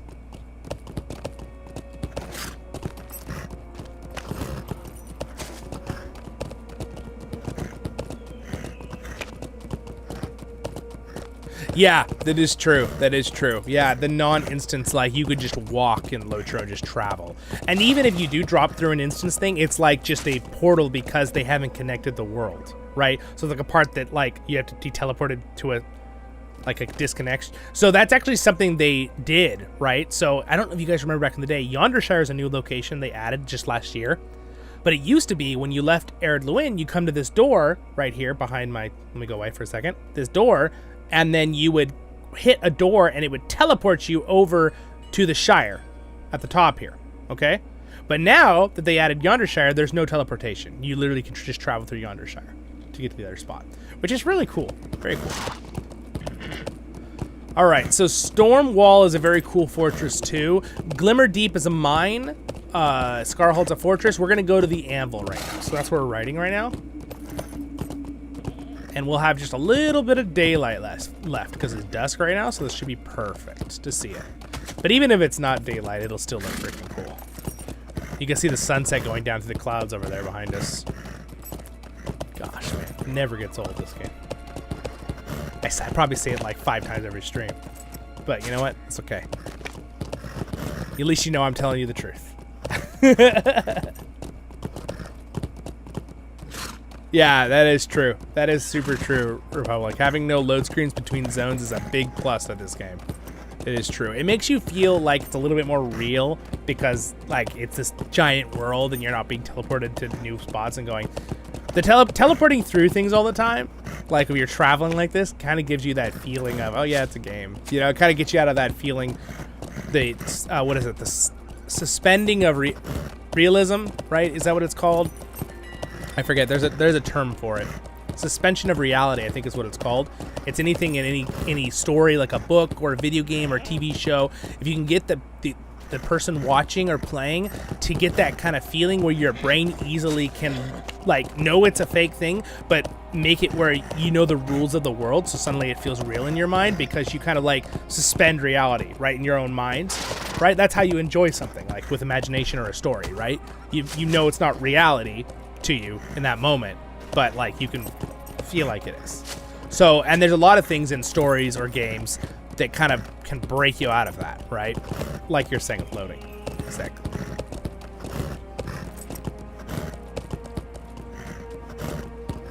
Yeah, that is true, Matt. That is true. I think LOTRO does do distance with scenery the best, and especially since they just updated it 2 years ago, where you can see even farther now. It's crazy, dude. I love it. Just the more, they just keep adding more and more effort and more work to this game. It looks amazing. So we're going through a giant rock crevice right now. There's an old fortress behind us, you can see there. So what we're gonna do right now is we're almost to the glacier. So we should be able to see it right before nightfall here, which is good.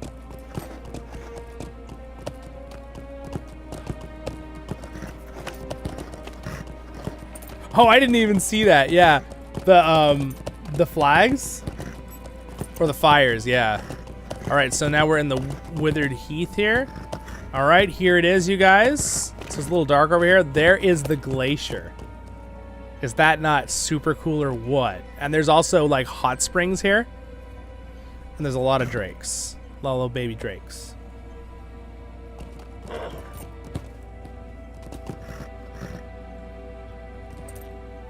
It's true. That is true. Yeah, if you want to really get immersed into the game, immersion, you really want to, like, yeah. focus on one game at a time kind of thing. That is true. That is true. And definitely MMOs are the kind of games I feel like that really help you escape as into another story. Like you're hopping into a book, right? I think that's, for me, that's with MMOs. Like other games I play because I'm playing it to have fun with friends and just play something like a board game, right? Like, for example, like League of Legends or something. I play that a lot with some of my friends.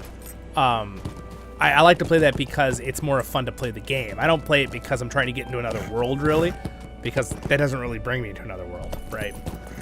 Look at these glaciers. Look at this. Look at that. It's glowing. Look, you can see it glowing off my face right now. My glasses are a glacier right now.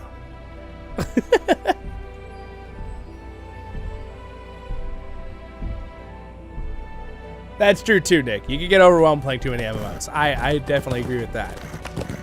I definitely think LOTRO is good because you can hardcore play this and put all your time into it. Play, 30 hours a week of LOTRO, whatever, a lot or whatever. Or you can play it just a few hours a week and here and there and just enjoy the game, just lightheartedly, kind of. I think that's what's nice about LOTRO. There's some MMOs I've played who you can do that too, and some of them though you really have to commit to the MMO, right? You have to play many hours a week to really get going on it. And I feel like LOTRO you can just kind of play and enjoy yourself, right? You don't necessarily need to hard commit unless you really want to get to end game and do raids or something, right? And that's more hardcore stuff. And again, I've done that in the past. I haven't really been doing that lately, but we will do that with our kinship in the future when a lot of us are higher level. We'll be doing raids, but there's some water on this ice. Look at this skeleton, dude. Look at this old skeleton of this freaking dragon. And no, this is not Smog. Oh, look at it. It's so scary. My horse doesn't like it at all. Nope. There's also drakes around. I'm sure my horse isn't happy about that. Look at the spout. It's Old Faithful, guys. It's a geyser. It's a geyser. That's a pretty cool animation, right? I love that. The geysers are really cool. All right. Pretty cool. So if you go up this glacier right here, in the side of it, there's actually a raid in this glacier, which is kind of cool. That is a frost grim. It's basically like kind of an evil spirit of evil stuffness. Words.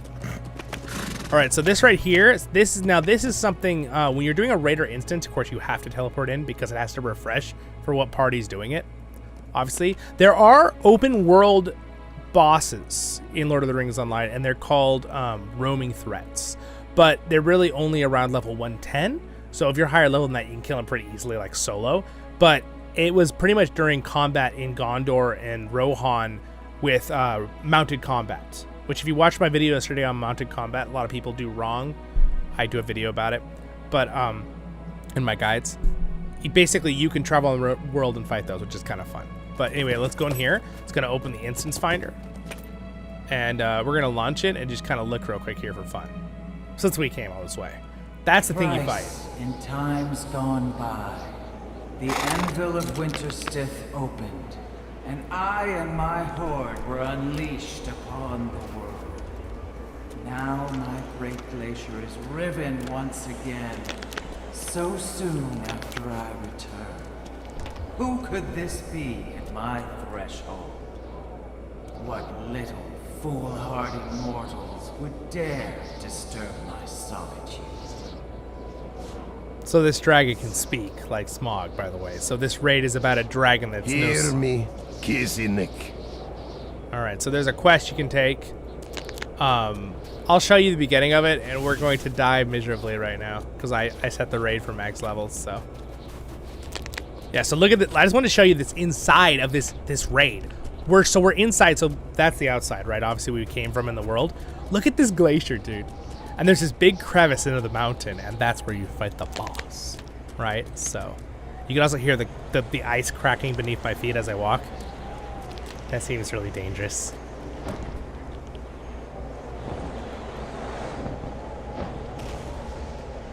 Oh. I promised to return, and yet here you are, eager to greet your own deaths. This is one of the guys in charge of it.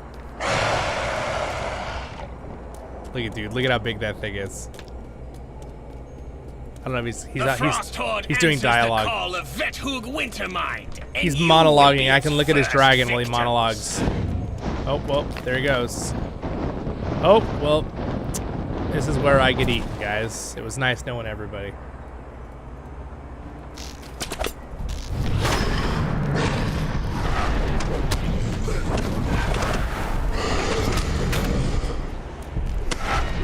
Well, or do I get eaten? They didn't pull all of them. I don't think I can kill these things, though. I might be a strong Dwarven Guardian, but without a healer. And by the way, their health is way lowered, by the way. Their health was also lowered with the stat reduction to make stats not overpowered anymore. Oh no! They got me. Yeah, those guys are strong. That's a raid, obviously, so. This is the, so they're actually being attacked out here, too. This is the withered heath, right? Raid? Wait, where's my raid thing? Here, I can just leave for a second. We'll know. Anyway, we'll do that raid once we have enough people max level. We only need 12. We got a couple people max level now in the group. We have well over 12 people. We just have to have 12 max level. The Anvil of Winter's Tith. What? Or Stith. Winter Stith. Interesting name, but there it is right there. Yeah, so this is basically where we were exploring here. We were up in the Anvil. That's where the raid actually is. But now we're back in the open world. Anyway, thought that was kind of cool to show you guys. Oh yeah, dude, hot springs, they're awesome. Montana, yeah, very cool. Oh yeah, dude, it's so cool. Hot springs are so awesome because they're freaking like, you know, they're heated from under the ground with volcanoes, so it's just like, they're always on. I love watching that. I watched that one documentary where there's like, I forget where it is, China or something, but like those monkeys that like literally during winter, they just all chill out in hot springs. It's so funny, dude. It's amazing. We have a lot of hot springs up in the Sierra Nevadas too, because, you know, if you haven't heard, in California, we get lots of earthquakes and stuff a lot. So that's because there's a lot of movement under the ground. We're part of that ring of fire. They kind of like, it's like from like down in New Zealand and Australia, and it kind of goes up through Japan and up around through the top of Russia, the right side, and then Alaska, and then it comes down through Mexico and California, Washington, Canada, that kind of stuff. But it's basically the Titan. I always say Titanic. It's not that. Tectonic plates. That's not right either. There's one word I just messed up on. You know what I'm talking about. It's the plates underneath the earth that move around. I always mess up that word. But it doesn't matter. I'm getting mad at myself for nothing. But yeah, it's pretty cool. It's pretty cool. But that's why that happens. That's why there's a lot of volcanic activity, a lot of earthquakes, a lot of hot springs, because those plates are moving around and things are heating up and lava's coming out. Dude, I was in the Sierra Nevadas one time, and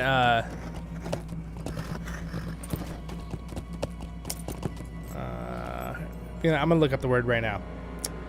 What is the word for the moving plates in the earth? According to National Ocean Tectonic. Service, National That's Oceanic it. and Atmospheric Tectonic Administration. shift or tectonic Tectonic plates. Yes, that's what I was trying to think. Tectonic. Okay. I was off by one letter.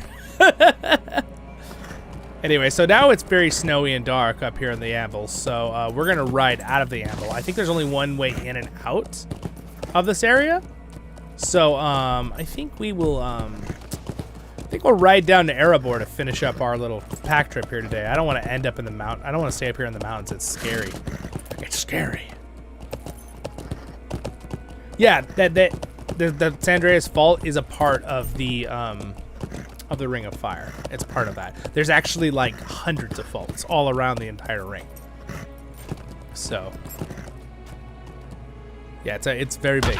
Oh look, here's one of the hot springs. Yeah, it's pretty cool animation. It's Old Faithful, but not in Yellowstone National Park. Right? That's Yellowstone, right? It's wrong. I'm saying the wrong national park. That'd be funny.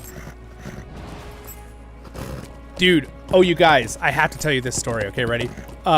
We were in the Sierra Nevadas, and we were driving home, and there was a fire on the side of the freeway, right? So this is like before you get to Mojave Desert.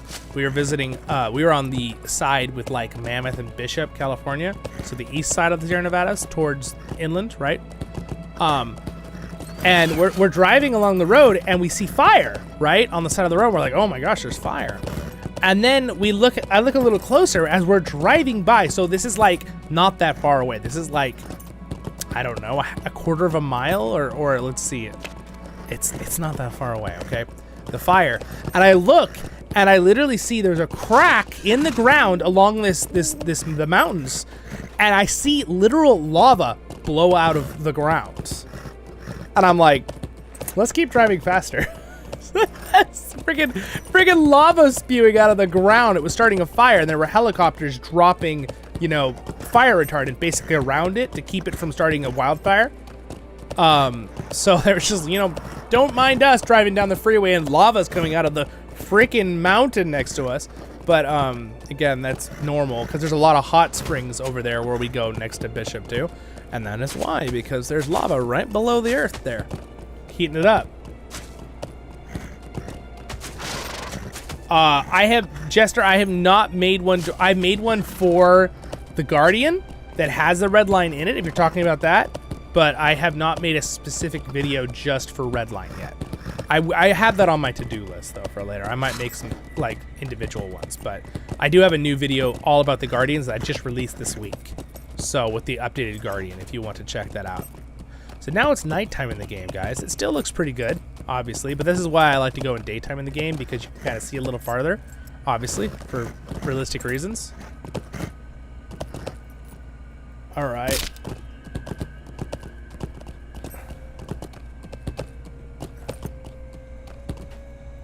Not to confuse with the music trend. Yeah. There's another old bones in this little pond right here of a dragon. Again, there was a lot of fighting up here with dragons back in the day. Thank you for liking the stream, by the way, guys. Appreciate it. So we're going to go end in Erebor today. So we're just going to ride along this road to Erebor. So technically, Mirkwood is up behind these mountains here. Northern Mirkwood. We are way far north right now in Arid Mithrin, so we're trying to get down a little bit. I'm riding sideways. We're just like, what are you making me do?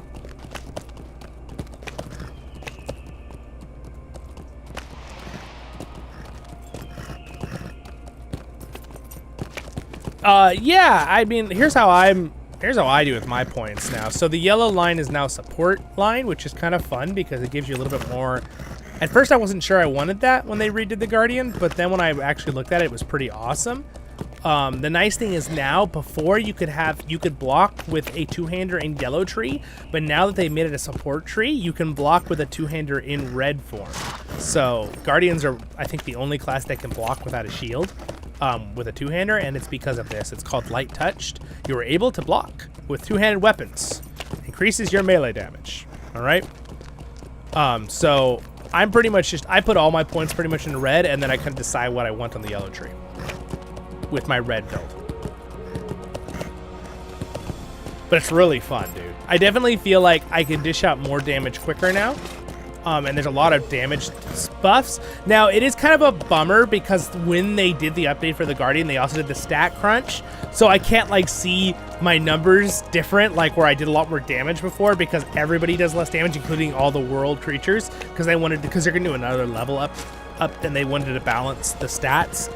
Because in any MMO, as they increase the level cap, stats kind of get out of control sometimes. LOTRO's always done a good job of keeping it kind of more under wraps compared to like maybe World of Warcraft that had insane. They've had to do crunches a few times in World of Warcraft because the numbers were getting into billions and trillions, and that's ridiculous, right? It's just hard to keep track as a raid. I did a video on this, and what I said was, if you're having, if you're in a raid and you're like, okay, we need to kill this guy in 3 minutes and 40 seconds, and we need to do 10 trillion, 500 billion, blah, blah, blah, blah, no one's going to want to do that. But if it's like, we need to do 500 million, 200,000 damage, right? That's a much more reasonable number to, contemplate and think about. All right, we are entering, if you notice, the terrain is changing. We are entering the lower lands of the Dale lands. The music changed too. So we've entered the Dale lands. It's a very pretty little area. Again, Mirkwood is to our right. I know it's a little dark, you can't quite see, but I'm sure you can see a little bit. Mirkwood's up behind those mountains. I think that personally, I didn't really care for them to do a stat crunch. I think I understand why they did it, and I think it's fine for balancing, especially because the level cap is gonna go to like 145 or 150 when we get the next expansion at the end of this year. So our stats are gonna go up again anyway. I think they crunched them too much, personally. I think a factor of 10 was too much. So that's why our HP, like my HP was almost 1 million before, and now it's 123,000 after. Now again, you're like, oh, well, did they nerf us? Well, no, because they did that to the NPCs too. So everything has just basically been brought down to a more manageable number level, which is fine. So we're still just as strong against other things at our level as we were before, right? Depending on, and the percents didn't change. So like combat percents, like crit percent, block percent, physical mastery rating, the numbers all went down, but if you hover them, they're actually the same as they were before. So I used to do 186% physical damage, and I still do. So it didn't actually nerf our characters. It just brought all the numbers down manageably for everybody across the board. But I think personally, my opinion on it is, a couple of people said this too, but my personal opinion is, I think it was a little bit too much with the HP. Because if you're max level, you want to see a decent amount of HP, right? So I kind of feel like they should have made it where instead of being at 1 million health, we were all more at like 400,000, right? So maybe like instead of a 10th, a factor of 10, maybe a factor of like 6 or 7 for the HP would have been nice to bring down to. But again, I think they're thinking about the future, because I think they're thinking, well, we're planning on doing several expansions in the next 3 or 4 years. So the next one's going to be level 145 or 150, and then the one after that's going to be 5 or 10 levels, and then after that. So I think they're thinking like, by the time we get to level, let's say, I don't know what I don't know how far out their plans are, but let's say, well, by the time we get to level 180, we're going to be close to that original numbers that we were here at 140 before the stat, control. Instead of crunch, I'd say control, but yeah. Those are my thoughts on it though. So I understand why they did it, but I think maybe it felt a little bit too much. But again, I feel very, very strong against other NPCs. But it also makes you like, at low levels, it's a little bit, you're like really low HP now, but so are the NPCs. Instead of having like 900 health, they have like 400 health at lower, like level 5, 10. So I understand why though. Here is Erebor, by the way. Can you guys see the mountain and the moon? There's Erebor in the distance. I have a great tour video of Dale if you want to see that in the future. You can watch my tour playlist. I also think though too, one thing they did do that was good is that with stats, we had an issue where at certain points in the game, it didn't feel balanced. So like you'd be really, really strong at one level against mobs out in the field, creatures, and then a couple levels later, you'd feel super weak and they'd feel way too strong. So what they did was they actually went through the whole game and balanced the stats. So instead of having a graph where the stats are like this, right, for every couple levels, it's more like this, right? It's a more gradual curve. You get stronger, stronger, stronger, and the NPCs get stronger, stronger, stronger. So you're at the same time. So it feels more like some parts of the game, the NPCs are going to feel stronger than they used to, which is good because it's more challenging. And other parts where it felt ridiculously hard, it's going to feel more balanced. So it'll still be challenging, but it'll be more balanced. So that's another thing they worked on, which I think is good. So that's my feelings on that, to answer your question. Welcome, by the way. A bunch of people just joined the stream. So we are just traveling Middle-earth. We did a big travel. We are over here at, I would show you guys Dale, but it's nighttime in Dale. So what we were going to do is we were going to look at, we're here in the Dale lands. Let's see here.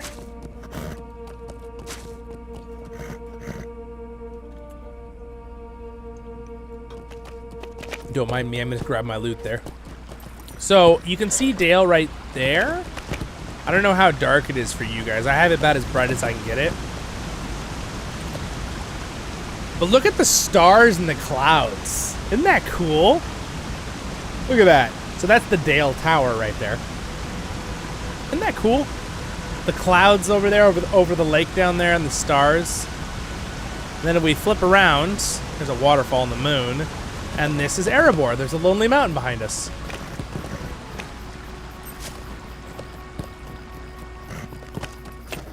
There it is. That looks pretty nice at night, actually. That looks pretty cool. Be like, haha!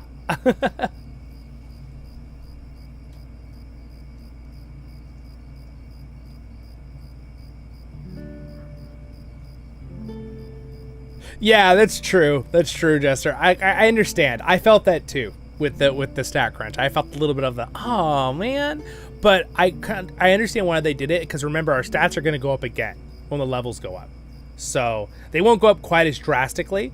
So, but by the time we're level, you know, instead of 140 is max, let's say 170 is max, we're probably a lot closer to the original stat numbers we had right now, which is what they were worried about, because they exponentially grow. So they try to curve them more with a more realistic growth as you level up, because from level 130 to 140, you went from having like 100, you know, and like 200,000 health to like 1,200,000. It was like a ridiculous stat increase, which is what they were realizing. They're like, we need to balance this, because the next one's gonna, you know, times 5 it again, and we're gonna be in ridiculous numbers. And I don't know if that'll affect the system of the game, calculating when you're fighting, right? I don't know, maybe that would cause more lag. I don't know, because obviously the computers have to do more math with bigger numbers. So maybe that's what they were thinking too, to reduce that. But yeah. Anyway, look at this. This is cool. Erebor. We got some Dwarven here. Should I teach you Dwarven? Guys, on my one playlist on a Lord of the Rings lesson, I'm going to start teaching you guys how to read, I forget the terminology of it, but the basic Dwarven that we see on a lot of the books and stuff. It's the basic version of it. There's another version too that's like the actual language that I don't know, but I know Dwarven from the basic version, where it's like letter to English alphabet letter.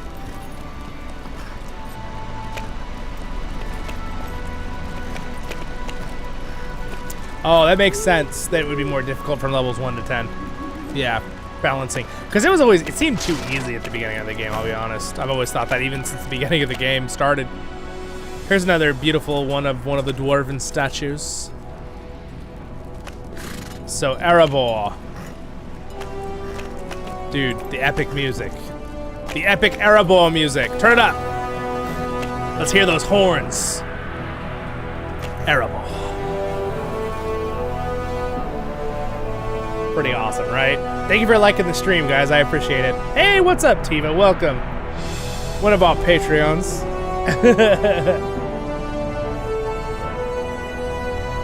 What happened to the aura? Did it turn off? Oh, you're right, it did. Huh. Maybe because we joined the instance? Let me try something.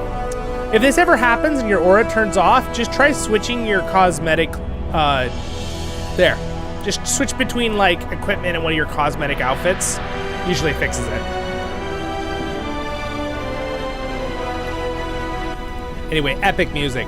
Oh, by the way, we're starting a new playlist. I'll have a video coming out this week about it, but I'm gonna start a playlist called a LOTRO Wardrobe. And that is gonna be dedicated to showing you guys cosmetic things, whether it be weapons, armor, mounts, pets, decorations for your house, anything like that in LOTRO. I have big collections of that stuff, so I'm going to start doing a little bit of show and tell of that, and then also showing you like where you can find it, where you can get it for yourself, if it's still something that you can still get in the game. So, a little side note there for you. Let's go inside for a minute. So I'm going to start that too later on. Yeah, I had someone who left a comment. I don't know if it's someone here, but someone left a comment on one of my videos months ago. Said that no one really covers cosmetic stuff in LOTRO. I'd love it if you cover some of that. And I was like, okay. And I was thinking, what playlist should I put it on? And then I was kind of thinking, I like to keep stuff separate for you guys, because some people like certain things about my channel and some people like other things. So I like it where there's like the tag on the end of the video, so you kind of can know for people who like certain things. So this is Erebor, by the way. So I thought I'll just make a separate playlist, because I didn't really feel like it should go on the guide playlist, because like if there's a video about cosmetic, what's a guide thing, it will go on the guide playlist. But it was just showing you guys stuff and showing you like where you can get it. I feel like that should be kind of its separate known thing, or we're just gonna like bog down the guide playlist with a bunch of random things, you know? Want to make sure it's very, very clear for you guys. I like things being really organized, personally. I love it when I watch other YouTube channels and they're all organized with their playlists and videos and, you know, thumbnails and stuff. So I try really hard to keep that for you guys. So it's really nice for you guys too. By the way, this is Erebor. We're going to finish up with the throne, I think, yeah. The throne of Erebor. Anyway, isn't it gorgeous in here? It's huge. It's a huge place. There it is, you guys. The throne of Erebor. And here he is. Here's King Thorin III himself. No, this is not Thorin that you know from the stories. There, I like... There. My beautiful horse in the glowing light. This is Thorin. This is the son of Dane Ironfoot. So Dane Ironfoot named his son after Thorin, his cousin, who died in the Battle of Five Armies, right? You guys have all read the Hobbit book, right? Or seen the movie, right? If anyone here is not, I recommend you go read that book. If you're a Lord of the Rings fan. Yeah, it'll be fun. We'll have some more cosmetic things and stuff for housing and stuff.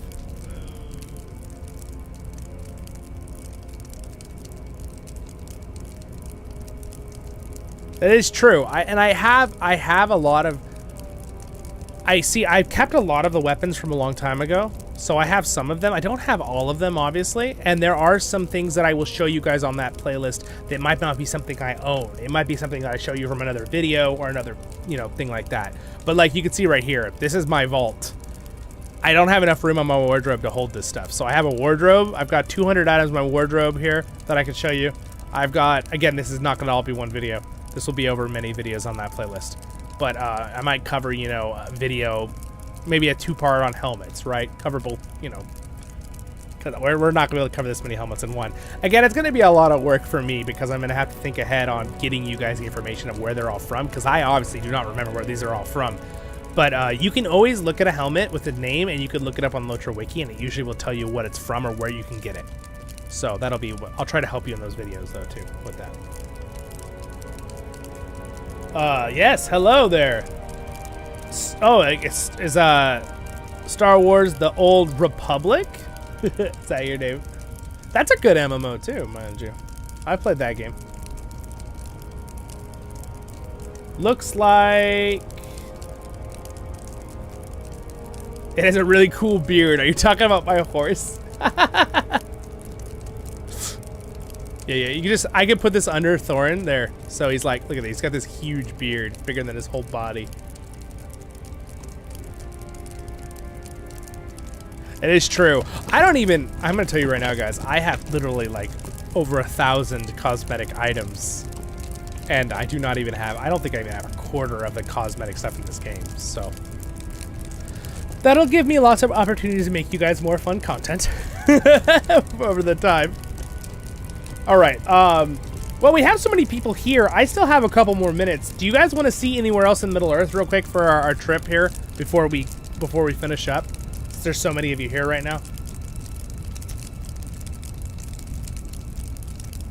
Yeah, they do. And the music stuff. The music system is fantastic. The music system, I want to make another. I have a guide video on I have a guide video on the single, like playing an instrument just by yourself, but I need to make a guide video on how to make a band and play together with other people. So someone asked me to make one of those many months ago, and I got to do that. But again, some of these things take a lot of work. But you know what? Hey, that is kind of my job here on Voice of the Rings YouTube channel. So for my guide videos, at least, I gotta figure it out and make it for you guys. So if I don't know something, even though I know a decent amount about this game, if I don't know something, I usually have to go do the research and figure it out to make it as simple as possible for you. But I feel like I'm pretty good at teaching in a fun way, so I try. I actually teach some classes to younger kids too in real life, but not that this isn't real life, but you know what I'm saying. In person versus online, I should say.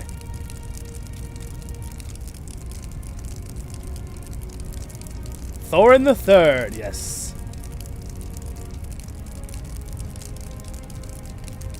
That is cool. That is so true, Jester. And you know what's crazy? I play so many other games that have dwarves in them, and they don't have good choices for beards. That's one thing I have against Baldur's Gate 3. It's a pretty fun game, and we put it on the excursion playlist. I've done a couple episodes, and I really do like it. It's really fun, and I've played many, many hours of it with my friends in the last few weeks that I haven't done on the channel. I've just put a couple videos of my private session with you guys.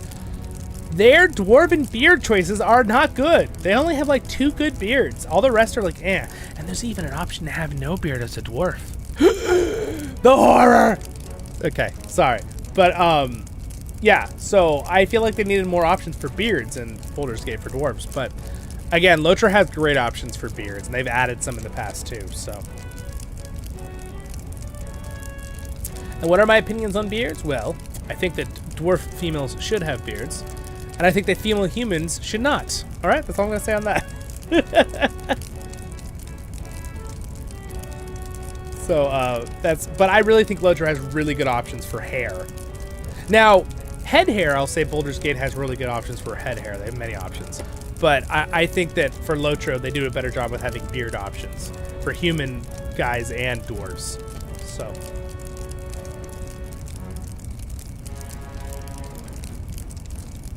Oh, they like, that's kind of ESO doesn't have music for your housing. Oh, that's kind of lame. Yeah, LOTRO has that. That's a cool cosmetic thing we'll cover. So LOTRO has, not to mention, listen to some music. It's like, their background music in LOTRO is so freaking awesome. You know, and I will say the background music in like World of Warcraft's amazing, and even the music, the Final Fantasy is really good. It's got some really good background music. But, yeah, dude. LOTRO, like, I'm nostalgic with LOTRO music. It's so good. It's like up there with like Halo, you know, like the Halo soundtrack for me. Oh gosh, the Halo soundtrack is so good, dude. It's like, everyone knows what that is. In fact, I even showed my mom that soundtrack. I'm like, okay, mom, you remember this, right? She's like, yeah, I remember this. I'm like, good. If you're ever asked in a game show or something about a Halo soundtrack, you should know what it is. It's like a classic. You need to know what this music is.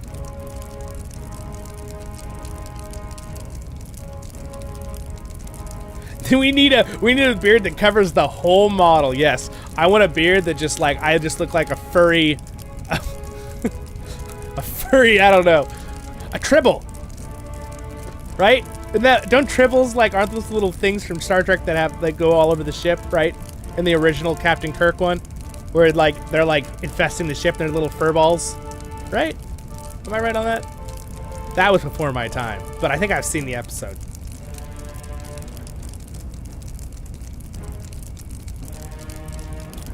Oh yeah, definitely. Shadowbringer won an award. Yeah, definitely. No, the Final Fantasy series, not just the MMO, but the music itself is like iconic too. It's really good. The video game music, there are a lot of video games, so there's some that have the generic soundtracks that are like, eh, and then there's others that have like, they're the Beethovens and the Mozarts. That's where they went in today's time. Right? Like, obviously movies and TV shows have some amazing soundtracks, right? We have like John Williams was Indiana Jones, Star Wars, and Harry Potter, right? He did all of that. And then of course there's some other people who did music and added into those too later, which were amazing. And then like, Chance Thomas, who's come on the channel, who's done like 80% of the music for LOTRO. Amazing job. So cool. There's so many awesome things. Again, I have some videos on that on my blog playlist, and then my interview playlist, I have Chance Thomas on there. We'll have other people in the future too, but it's really hard to, planning interviews, I have to wait for people who have the time to come on, right? I've asked a few people, and a couple people said they would like to come on. It's timing, right? I don't want to be pushy on people to push them to come on for an interview, so when they're ready, I might give them a reminder every couple months, be like, hey, do you want to do that? But besides that, like, I'm not going to be pushy, so I know they want to, so whatever. You're right about triples. Okay, good.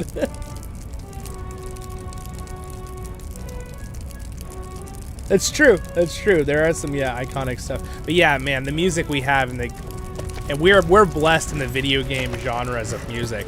So good. Have you guys listened to the Battle for Middle-earth music soundtrack? That thing is amazing. So good. In fact, sometimes I'll put that music on some of my videos because it's something. The nice thing about LOTRO's music, I'm gonna give high praise to Standing Stones and LOTRO right now. is that they don't copyright the music, as in you can't put it on a video, or like right now the background music, I don't have to like turn it off in LOTRO. It doesn't cause problems. That I love that. I appreciate that so much. Same thing with Battle for Middle Earth. Again, they're video games. Usually video games don't, because they know people are going to stream them. So though there are some classic parts that they the Battle for Middle Earth got the rights to the movies, because it's New Line Cinema, and they have some of the music from the classic movies, and unfortunately that can't be played on YouTube without getting copyrighted, because it's all like covered. I get so tired of that. It's really frustrating. I understand that I understand why they copyright things, because, you know, people make music, they want to be able to use it in their stuff and sell it on their stuff. But it gets kind of hard, like, because I feel like it's almost like a little unreasonable sometimes how much they do so with the automated stuff, but that's how it goes. At least YouTube, I will give them this. They have a really good system that if you have a song played in your video, instead of having to just mute the whole part to remove it, or just delete that part of the video, they will actually have a system where it'll try to take out the music and leave the voice, which is, it really does a good job too. So I give a bonus to YouTube for that. So a little praise for YouTube there. Good job.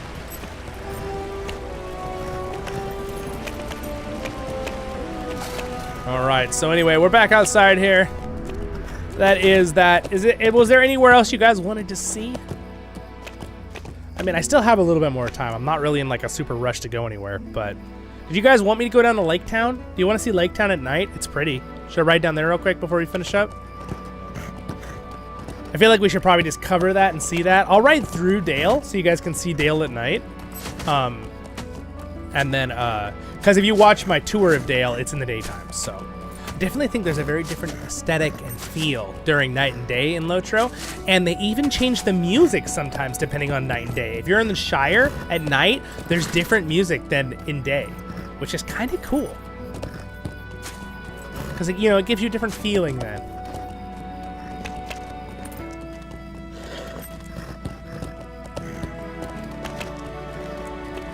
All right, so here's a little bridge right here. Crossing over, you can see Erebor there in the distance. Be like I'm your guide, Zollin Ironshield. But today, instead of being a guide for a video, I'm your tour guide. Like, change my voice for tour guide.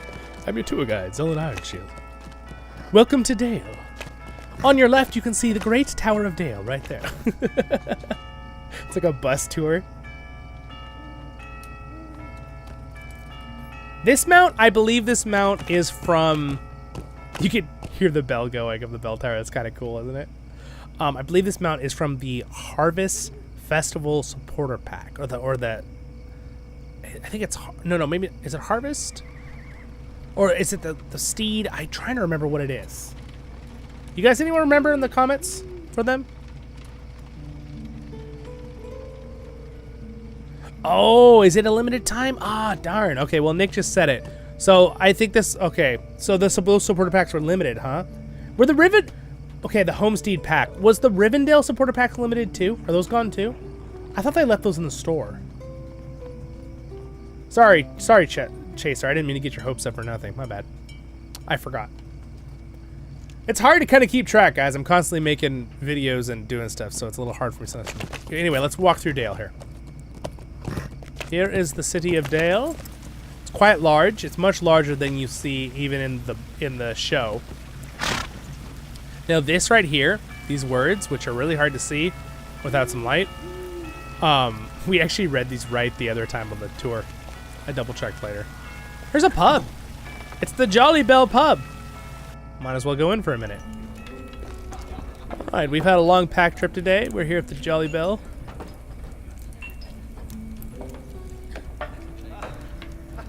Yeah, this is a cozy little place. I do agree. Okay, I will tell you guys this. During doing college stuff, just not very long ago, I would literally, for studying, I would log on to LOTRO and just go to one of the pubs in LOTRO and just leave it on in the background while I did homework, like I was studying in Middle Earth. It really helped me calm down and chill out. So if you're someone that's doing college or just high school or whatever you're doing, or maybe something for a job, I'm telling you, you can turn this game on in the background and just leave the sound effects on the music in the background and then work on your work. It's so helpful to make you relax and just focus. At least for me. I know that the River Hobbit packs they might remove, Nick, but I know the River Hobbit class will stay. And in January, I was told the River Hobbit class will actually be cheaper. So it won't be the packs that give you multiple things. It'll just be the River Hobbits, and they'll be like 1,000 LOTRO points, which really isn't that expensive. I think it's like $10, $10, $15 or something, somewhere between there. All right, sir. I greet you, friend. Well, thank you. Do you have any delicious food for us today? All right, I would like to have tasty rations. All right, I bought a tasty rations for us. I greet you, friend. I greet you, friend. All right, gonna. Yum yum yum yum yum yum yum yum. Ha! I just figured something out. Oh, never mind. What news do you bring, traveler? You have to click on them. I thought you could click a certain button to open that. Oh, is there an upstairs? Oh, there's an upstairs of this place. Oh, I had no idea. This is a very, very Viking style, isn't it? The way they did Dale. They add like the fish things and the fireplaces. They did it very Vikingly. I like it. Looks really cool. And even like, look at the background. It's even got those like Viking like intertwined symbols. I will aid the horse lords. Yes. Or question. Yeah. All right, out we go. Let's see the rest of Dale real quick here. Make sure no one is messaging me. Hold on real quick. Woo.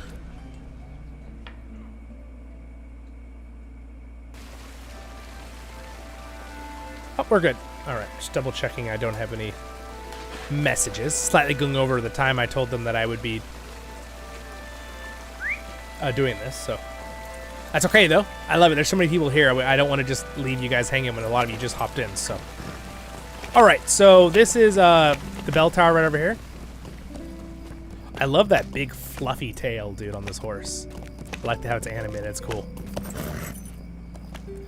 It just adds to the like whole cosmetic of the mount. There's Erebor in the background. Now you can kind of see that it's lit up a little better, like the Lonely Mountain, the big peak, right? And the stars above, and the moon, and the stars. Again, Tolkien was very into space and into constellations. And the cool thing about what Tolkien did was, even though Middle-earth is kind of like a different world, the constellations are a lot of our constellations that he put in the story. So, it's kind of a cool little side note there.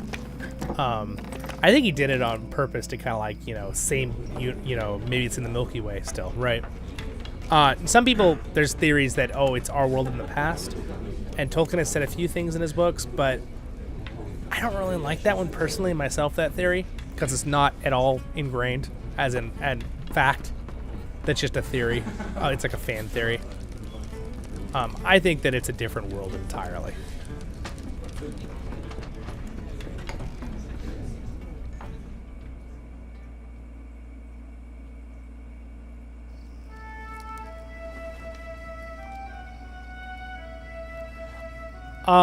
Maybe aesthetically, but no. I watched a lot of theories on it. Tolkien never hard out said, like, he like mentions like, well, it could be our world in the past. Like Tolkien says something like that in an interview and in a couple of his notes. But I don't think he wanted to necessarily nail down the fact that like, it's our world in the past. I don't know if they, because Tolkien was always someone who didn't like to he liked to leave it a little open-ended for the imagination, which is funny because he also is ridiculous on detail, right? Like almost to an absurd degree on his storytelling. But like there's some stuff he kind of left vague, I think on purpose. So I definitely personally, as a fan, would prefer it not to be our world in the past. Because I prefer there to be somewhere in the universe, Middle-earth is there, right? Or maybe a different dimension of our world, possibly. Maybe. If it is supposed to be our planet, it's a different, dimension, like the multiverse, right? Idea. I always laugh because I'm like, well, you can get to Middle-earth through C.S. Lewis's Portal World, right? You guys all read The Magician's Nephew and The Rings and The Magician's Nephew. By the way, this town of Dale is huge. You can go watch my tour video if you want, but we're going to just walk through it because we're going to try to get to the... I want to get to Lake Town.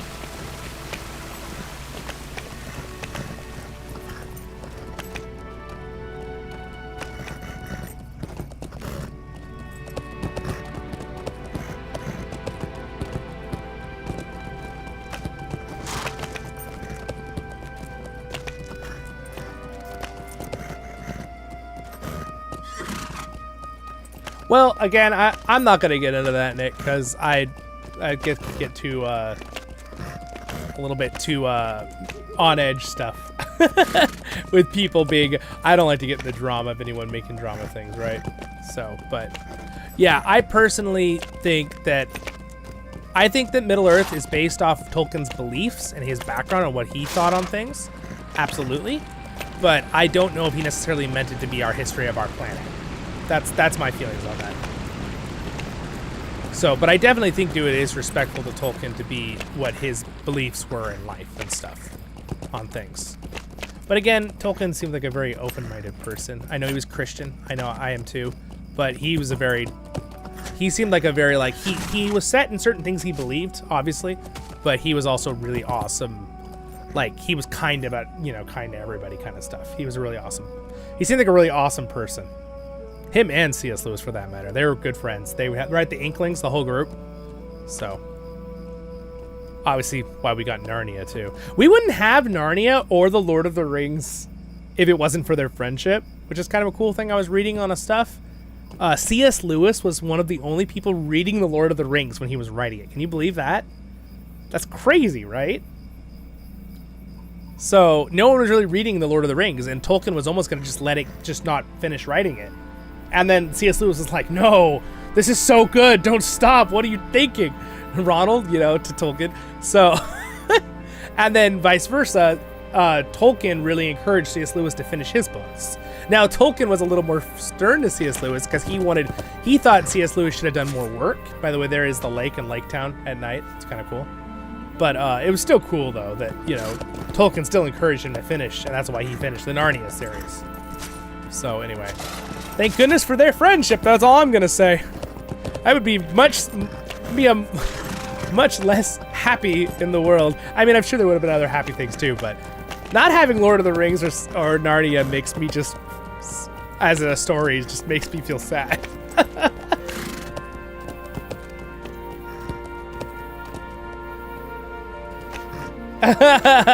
There you go, Nick. Absolutely. You're like, yeah, I try to stay off the political videos. Just try to live my best high elf life. Yeah, there you go, Nick. I like it.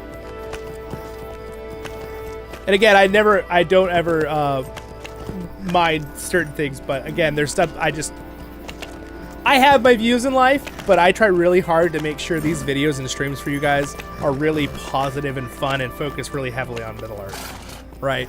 Because, of course I have all my views in life, but I think that we get enough of that jammed down our throat, right? All of us, all the time, from all political views and backgrounds, right? And everything from the world. So we don't need that, right? We need a little bit of a break. Not that I don't think people should know their views in life. I do think that. I just mean, when it comes to these videos, I want you guys to be able to just relax, come enjoy yourselves. Take a break off. No matter what your views or backgrounds are, you can just come and relax and enjoy our common love of Tolkien's world, right? All right, here we go. Middle-earth. All right, here is Lake Town. It's a pretty nice little thing. I love how they made Lake Town look. It looks like a lot of the old art from, Howard, John. Oh my gosh, I can't think of his last name right now. One of the, the painters that did all the stuff for the movies. Can't think of his name right now. I was going to say John Wick, but that's not right.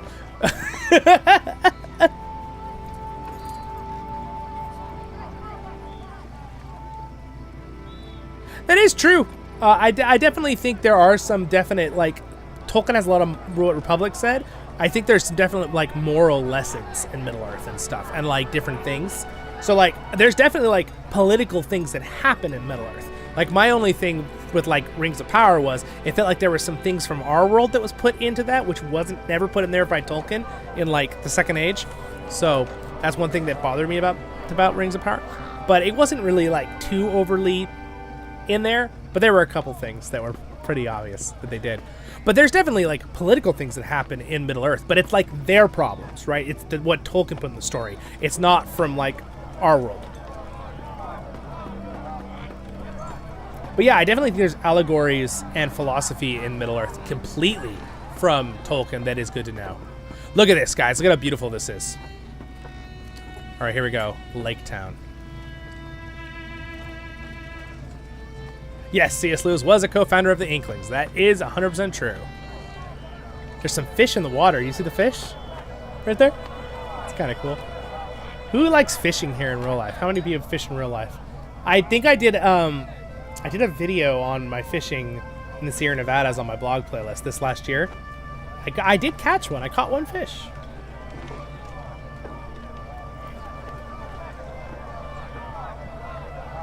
All be Harry Potter fans. I mean, yeah, Republic. I'm a Harry Potter fan, obviously. But the thing is, too, like, we might not have Dumbledore or something. Because, like, J.K. Rowling even said that she based Dumbledore off Gandalf.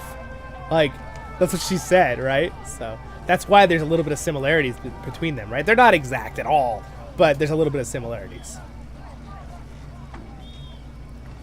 Yeah, the movies were pretty good. I would say personally for me, The Voyage of the Dawn Treader is very enjoyable. The newer movie one, the newer one, not the BBC one. There's one from like 20 years ago. It wasn't quite as good as the book, but it was still in, because they kind of, again, whenever someone breaks away from the original stories, it usually isn't as good. And they did. They broke away from the original story a little bit, and it wasn't as good. So it's so funny how that is. It's like a golden rule, dude. If you're gonna make an adaptation of anything, don't break away too much from the original story. There's some things you're gonna have to change for movie cinema, right? And realisticness, especially if it's from like an anime or a book. But you break away too much from that storyline, dude, you're gonna alienate and make most of the fans not happy. And then you probably won't get enough fans that are brand new just from the movie to make it worth your while. Chaser went to CrickHollow. I'm trying to catch up on your guys' what you said. This is the Master's Manor. Manor? Like manners, but Manor. It's pretty cool. You can kind of like go all the way up and then like here's where he is. Oh, well, he's not here. He's not here in his study. All right, where are we at? I love the conversations we're having, you guys. I'm just trying to catch up on what you guys are writing while I'm trying to walk you around. I just don't want it to be too boring standing in one spot too long so we can actually see stuff. All right, it goes up to here, it looks like, and that's about it. I guess he's not in here right now. The Master of Lake Town is not home. Now, I will say the bridge they made in the Hobbit movies. Oh, there's the beautiful view, by the way, in daytime. We could even do some fishing right here. In this boat. We could fish in this boat if we wanted to. Catch that fish right there. What do you think? Should I try to catch a fish? Oh wait! This boat rocks! I never knew this boat rocked. Oh wow, I already caught a fish. Oh my goodness. Okay. What did we catch? Now it always has the same look of a fish, but we have to look at the thing to see what we caught. A golden trout. Well, guess what? Those look a lot like golden trout. That's kind of cool. Cool little effect there. Yeah, you should read the Narnia series, Nick. It's pretty good, the Narnia books. There's a lot more allegory in the Narnia series than there is in Tolkien's, because Tolkien was a little bit more into, you can obviously see his influences of his beliefs and stuff in his stories, obviously, but Narnia obviously is a little bit more so. But I still think Narnia is good for anyone. It's really, really good, and it's got really good moral lessons, and it's really fun. It's a really cool story. Definitely start with The Magician's Nephew too. Start in order. I know some people give you certain orders to read them in, but you really got to start with The Magician's Nephew, because then you'll see why when you jump to the Wardrobe book, the second one, which is the movie you see, which is so good, you have the history and background a little more. Kind of like reading The Hobbit before The Lord of the Rings. You can read the Wardrobe before, and it's very good. It's just as good as like reading Lord of the Rings, but having that background information is so cool. Oh, Chaser went to CrickHollow. Sweet. Had a new character. Nice. Oh, very cool. All right, awesome. Yeah. Well, now you can keep a character on both servers. And by the way, if a name isn't taken, you can have the same name of a character on different servers or different worlds in Lord of the Rings Online. Just a little side note. Oh no. I'm a pretty big Harry Potter fan. But yeah, I like it. I kind of stayed away from all the drama stuff around it in the last couple years. All we need to do is hug huge beards and great axes, Jester says. That's all we need in Lord of the Rings Online. Yes. Yes, that's what we want as dwarves. James, I'm too aged to be a Harry Potter fan. Oh, but you could be like Dumbledore. No, I'm just kidding. John Wick crossover. Oh no. Yeah, I'm not really like, my friend wants to watch all the John Wicks with me, and I'm like, all right, they're just such a shoot 'em up thing, right? Like, I don't mind series like that, but like, I actually enjoyed the new Indiana Jones. I don't know if you guys watched the newest one that just came out. It's pretty good.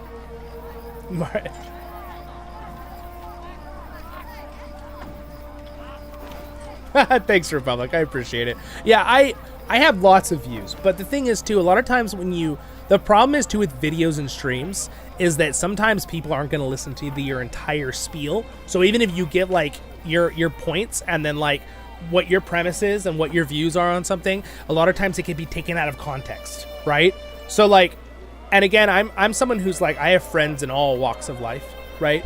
Like, and I totally get that, and I would talk to them, even if I disagree with someone's views, some of my friends, we have fun, agree to disagree, right? We have conversations, and I love that. I love having that, but a lot of times in this world, too, people can't really do that. They get really angry or upset if you disagree on something, right? And they just cut off the conversation. They don't talk anymore. And it's like, it's kind of a shame, because I'm someone who's like, I'd like to talk more about things. I'd like to kind of like, I think that's something we need in the world more. People need to just talk, and they need to realize to find common grounds and realize if there's something we're not going to agree on, just agree to disagree on, right? And learn how to live with each other, right? Like, I think that's what people need to realize. You can't just force people to agree with something or believe something that they, right, in life. So yeah, I try my best to just stay away from all those subjects in this, even though I am very, very informed on my opinions, I will say. But and my beliefs in life, and I definitely will never hide that I'm Christian. I believe in Jesus. That I will never hide that, because that's my beliefs. But I don't want to ever shove stuff on people, because that's all free choice and what you believe, right? Chaser, that is cool. Several times. Okay, I'm trying to catch up with you guys, so I know this is like 30 seconds, minute late on your conversation, but I'm just trying to catch up on the conversation. You grew up fishing. Okay, Nick, that's cool. I'm sort of trying to... Okay, very cool. Yeah, Republic, if you want to deviate 100% from source material, then write your own story. That's fair. Exactly. That is, I do have that view on anything. It's like, if you want to do something different and make your own story from an original, just write a new story if you're going to change over 50% of it. If you're going to change 10% of a few little things that aren't big story points, okay, I can live with that. But if you're going to like completely rewrite or redo it, or a whole different story lesson or moral lesson, or just totally change something, just write a new story. Because people will like it as a new story. People will not like it when you mess up the original that they liked, right? I think that's just common sense. And we're seeing that. And that's why, again, I was so encouraged with the One Piece adaptation. I'm not really a huge One Piece fan with that anime or manga, but I'd seen the first couple episodes and I watched that and I was just like, I was blown away, because it was literally what it was originally when it first started coming out 15 years ago, is when those first episodes came out, but they just did this, a week ago, the adaptation came out to season 1. It was so good. And it was good because they tried to adapt it as an anime in live action. So they had some spots where the actors would like kind of freeze, because in animes, like emotional moments, they'll freeze. And they did that. It was really good. It's really, really good.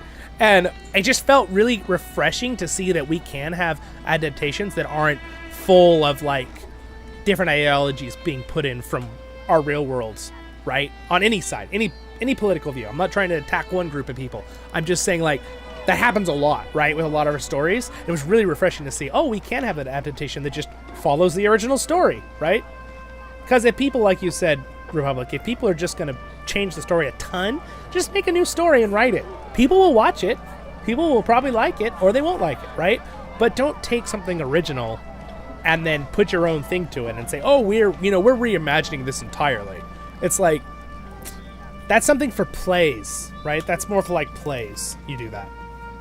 Otherwise, you should respect the original writers of the story. Dude, Turkish Delight. Oh, Nick, yes.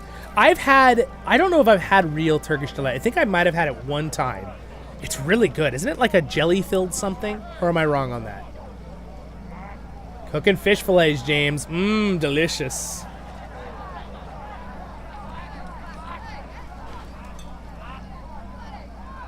Oh, dude, yeah, Aslan's such a cool character. He really is.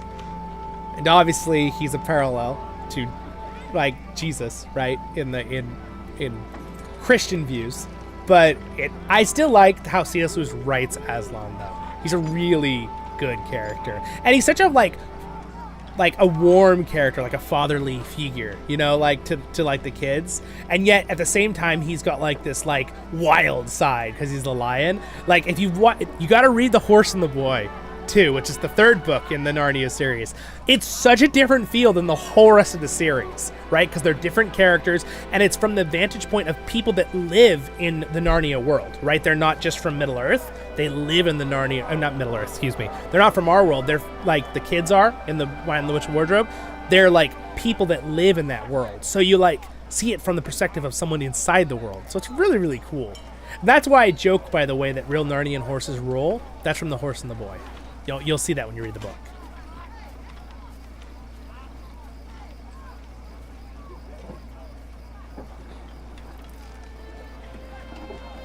Yeah. Again, I don't even want to get into that stuff very much, Nick, so I'm just gonna stay away from that. I think there was a lot of back and forth on both sides that wasn't very good with that situation. I'll be honest. But again, that's why I'm not gonna point fingers on whatever with that situation. But yeah, it is kind of rough, though. Kind of a bummer that even became an issue.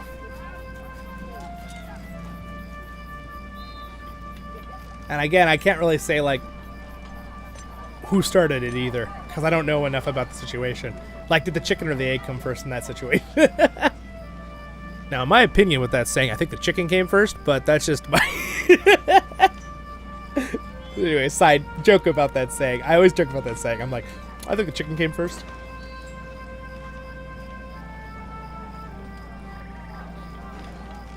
Crabbing. Oh, you've gone crabbing, Nick? That's so cool. I've never done that. I went fishing in Alaska. That was fun, dude. Fishing in Alaska, everything, I think the joke is everything is bigger in Alaska, right? And that is, or is that about America? I don't know. But, anyway, it's ridiculous. We literally throw our line in, okay? So let's see how fast this happens. And we would catch a fish in Alaska in like less than a minute, okay? And I'm not talking like a river fish. Like I've gone river fishing. It's a little more challenging because it's hard to get things a lot with river fishing. But I'm talking like a fish that would not fit on my picture down here, okay? They were like 20-something pound salmon. You know, like a 3 or 4 pound fish is like really big. They're like this, right? 20-pound salmon, dude. It was crazy in Alaska.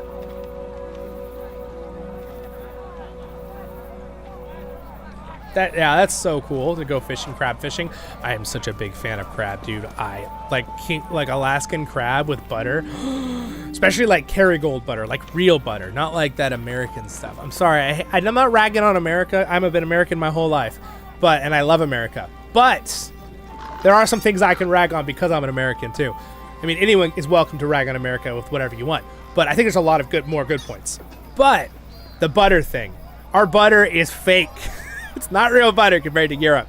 But Kerrygold butter you can get in America, and it's pretty much real butter. It's like, it doesn't have a lot of water in it. That's what I mean by real butter. And oh my gosh, it's good. So you can mostly get Kerrygold anywhere in the United States. So if you want real butter, try Kerrygold butter. Like salt, oh my gosh. And put it on some like sourdough bread. or some crab. Oh my gosh, am I getting you guys hungry yet? So good.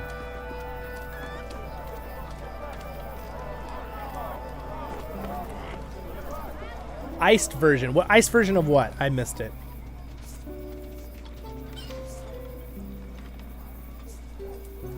Oh, that sounds pretty good. Whatever you're talking about, Nick. I missed the point, but. Oh, Republic, you're in the middle of Horse and the Boy. That is so awesome. Have you guys, okay, if you're someone who likes to read books, but maybe you don't have the time to read a book and you want to listen to it voice acted, you guys need to look up, I think it's the BBC voice acted versions of all the books. They're so good. They're like acted, right? Like what I do with Voice of the Rings. They're like totally acted though, with sound effects and battle and like multiple voice actors. It's really, really good. Really good. So like the characters are actually voice acted, right? And then there's a narrator. It's really cool.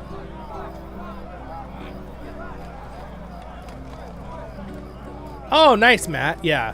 Yeah, I definitely think, remember, Narnia was supposed to be written for younger people. C.S. Lewis actually said later, he's like, man, if I knew so many adults would want to read it, I would have, maybe wrote it for older people. It's basically what C.S. Lewis said.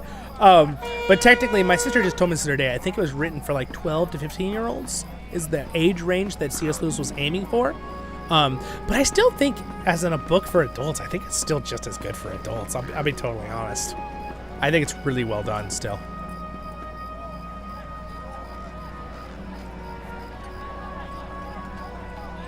Oh, Christmas Eve, you get crab sauce? Oh my gosh, I feel underwhelmed now with my Christmas Eve dinner.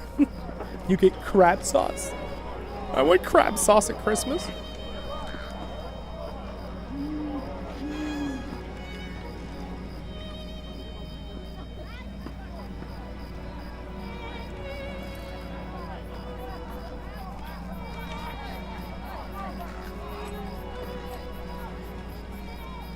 So I'm almost caught up with what you guys are saying. I know you guys are answering what I already said, so I'm trying to remember what I said and what you answered.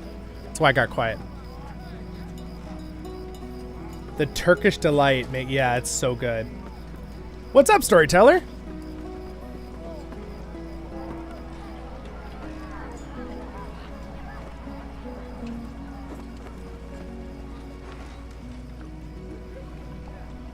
I mean, yeah, that's true. That sometimes can happen. I definitely think that. Like, I definitely think there's some, like, obviously some writers who write things who maybe have really inappropriate stuff. Obviously, none of these people we're talking about. I'm sure that's why a lot of people, like, I don't read fiction or anything that has really, really inappropriate stuff. One of the reasons why I'm not, like, a super huge fan of the Game of Thrones series, yes, I went through and watched the TV show. I have not read the books. Just because, people are like, you gotta watch it. But boy, did I do a lot of fast forwarding in that series. Woo! Okay, so, like, I wonder if someone's done, like, a clip of the Game of Thrones series where it's like they clipped out every inappropriate, like, scene. It's like, maybe I'll go watch that. But, like, there are some parts that really like. The one thing I don't like about the Game of Thrones is, though, that I feel is almost unrealistic is how, like, I know he's trying to go for the gray, black and white kind of everyone. But, like, some of the parts are like really how can I say it, felt unrealistic how like everybody is constantly evil. Like there's no one that has any morals, it seems like, except for like one or two that have like partial morals. And then like, of course, the main actor who's Boromir, sorry, what is he, Mr. Snow or whatever, right? Not Jon Snow, but his dad, right? He like the only character, and then he's killed off instantly, and it's like, oh, okay. Well, it'd be kind of nice to have him through the story, so you at least have one person with a moral compass. But, yeah, so anyway, again, I'm not trying to rag on that too much, because I know a lot of people really like that series, and I still think it's cool. I love his maps, I think there are some really cool characters, but I'm not really huge on that kind of stuff with a lot of like constant like, oh, this person is, cheating on this person, and this person is cheating politically on this person, like both ways. So that's not my cup of tea. Oh yay, Odie's back. Welcome back.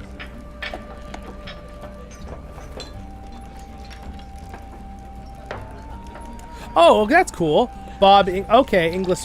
Now, is that Bob English? Is that trying to remember who that is. That's not the Bilbo actor, is it?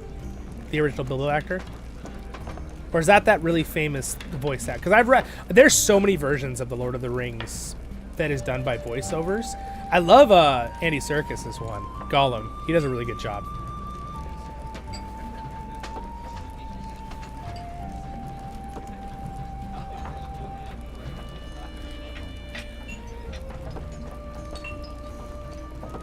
Yeah, oh yeah, Nick, completely. Yeah, I know that running joke. Yeah, every, and that joke is pretty much accurate.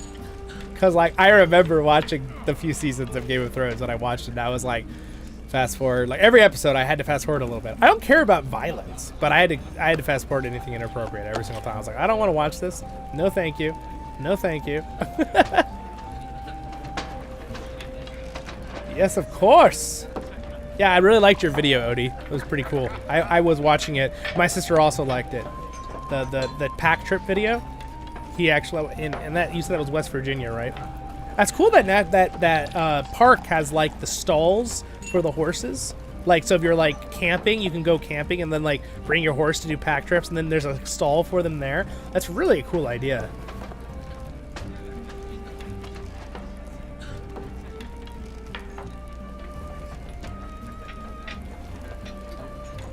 Starfield. Oh, you've been enjoying it. That's good to hear. I've been hearing mixed messages with Starfield.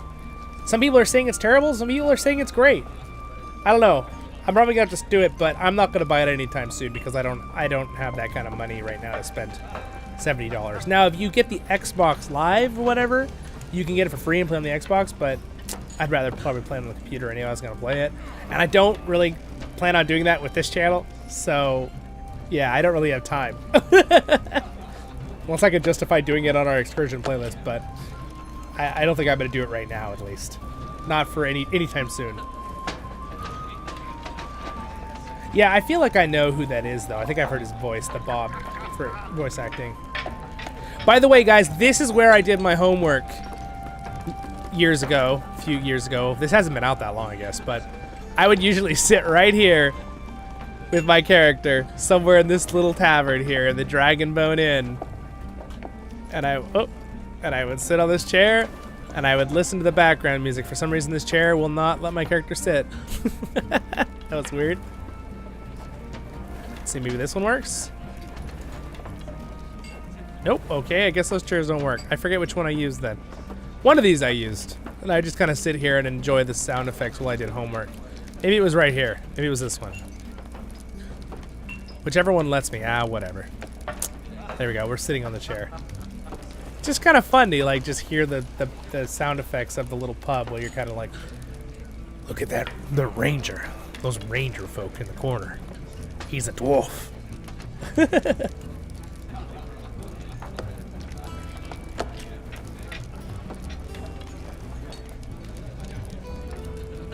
Yeah, it's true. It's true. Also, I think, Nick, a lot of that stuff when it comes to things like that with any kind of like negativity towards things, a lot of the times I feel like it's like sometimes people just don't have anything else to do but be negative. And a lot of times I call it like being on the bandwagon of being negative about something. So I don't know if you guys remember this, but with the Hobbit series, a lot of people were really negative about The Hobbit. So a lot of people wouldn't have even, and I had people that I'm like, did you watch it? And they're like, well, not really. I'm like, then why do you not like it? Like, I feel like that happens a lot. People will like jump on this bandwagon. Like some people will like hate something, and then suddenly like everyone doesn't like it. And that's like, it's like a fad to not like it, right? And that's weird to me. I've never been like that. I've never been someone who dislikes something because of other people. It's always because I personally experienced it and didn't like it, right? And then I would even tell people, like with a movie, I'm like, well, look for yourself. I didn't like it because of these reasons, but watch it yourself. You know, I always thought that was weird because a lot of people with that with The Hobbit. They're like, oh, I didn't really like the Hobbit movies. I'm like, why didn't you like the Hobbit movies? And they could never give me good reasons. Even the people who had watched it. I'm like, is it because they did a love triangle? Like, that's the only one that I'm like, makes sense to me, right? I'm like, did they do a love triangle? Because that's the one thing I didn't like about The Hobbit. I like Tauriel, mind you, the made-up character. I thought she was great. I just didn't like the love triangle thing, right? I thought that was weird. And also kind of like the CGI on like Dane, even though I liked Dane a lot, his character and voice actor, you can kind of tell he's CGI'd, and also like the big white orc, right? And the dolphin maneuver, you know, he blows out of the ice. That's, you know, and how they kill Thorin. It's more epic than in the books, because in the books they're surrounded, and I don't know, it's kind of epic. It could have been just as epic, I think. You know, they kind of fight to the death, and Keelan Philly died protecting Thorin, and then he dies 3 days later. I think it was a little different how they did it in the movies. I didn't really like that part. But besides that, dude, the dragon, all the actors, you know, gosh, they were all great. Like, everything about the Hobbit movies I loved. They're still classics to me. And it's funny because I kept telling people, now that you guys don't like, when Rings of Power comes out, if it's wrong, you're all going to love The Hobbit. And now, like, I've had like 30 people tell me, The Hobbit's great. Because The Hobbit only has several things adjusted, right? Everything else is like the books. There's just a couple little adjustments here and there. Where, again, the Rings of Power, they're, you know, 90% adjustments and 10% of the original, right? That's one of my dislikes of what they did. Yeah, and that was another thing with the Rings of Power. I was defending the fact at the beginning of Rings of Power, people were freaking out and saying, they were like, oh, the Ring of Power is going to be terrible. And I'm like, you haven't even seen it. You can't say that until you've seen it, right? And, like, I understand their logic, some of it, because there's certain people that were being picked and producing it and stuff. But, like, all the stuff we saw, it seemed like it could have been really good if they followed the storyline. So after it came out, again, people were still too negative on things, I thought, with it. But there were real reasons to be frustrated and negative about a lot of things with the Rings of Power. And, again, me personally, I think there's more negatives than positives for me with Rings of Power. But still, I defended it because I saw that mentality again of it's like almost like the culture of like, we hate it, we hate it, we hate it. And unfortunately, that happens because of other stuff in our world, but I'm not going to go into a super deep thing with that. But there's a lot of stuff going on in the world where things are being infiltrated all the time with our stories, like we were talking about a few minutes ago, and with other viewpoints of our world that shouldn't be in the original stories of any adaptation.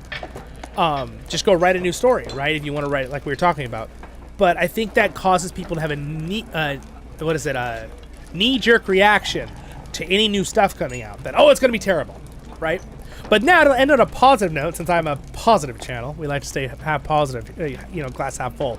Speaking of glasses, I'm hearing them being filled up in the bar over there, in the game. The One Piece adaptation was perfect because it was so good. It was almost perfect because it followed the original story and it had nothing added into it. They didn't mess with the original story. That's what they should do. And again, if people want to put in stuff, you know, from our time or whatever, write new stories, make new stories, right? Don't put it on top of other things. That's how I feel, at least. Anyway, there we go. There's my little monologue on that situation with, I think people like with The Hobbit. But it's so funny because now people love The Hobbit. You know, even more so with everything going on. Yeah. Now, I feel like people are... Nick, I want to know, is Starfield like... Is it like Skyrim? Or is it more like... A lot of people are saying it's more like Fallout. Like 76 or whatever. Which I'd never really played, so I wouldn't know. I played Skyrim, though. Elite Dungeons.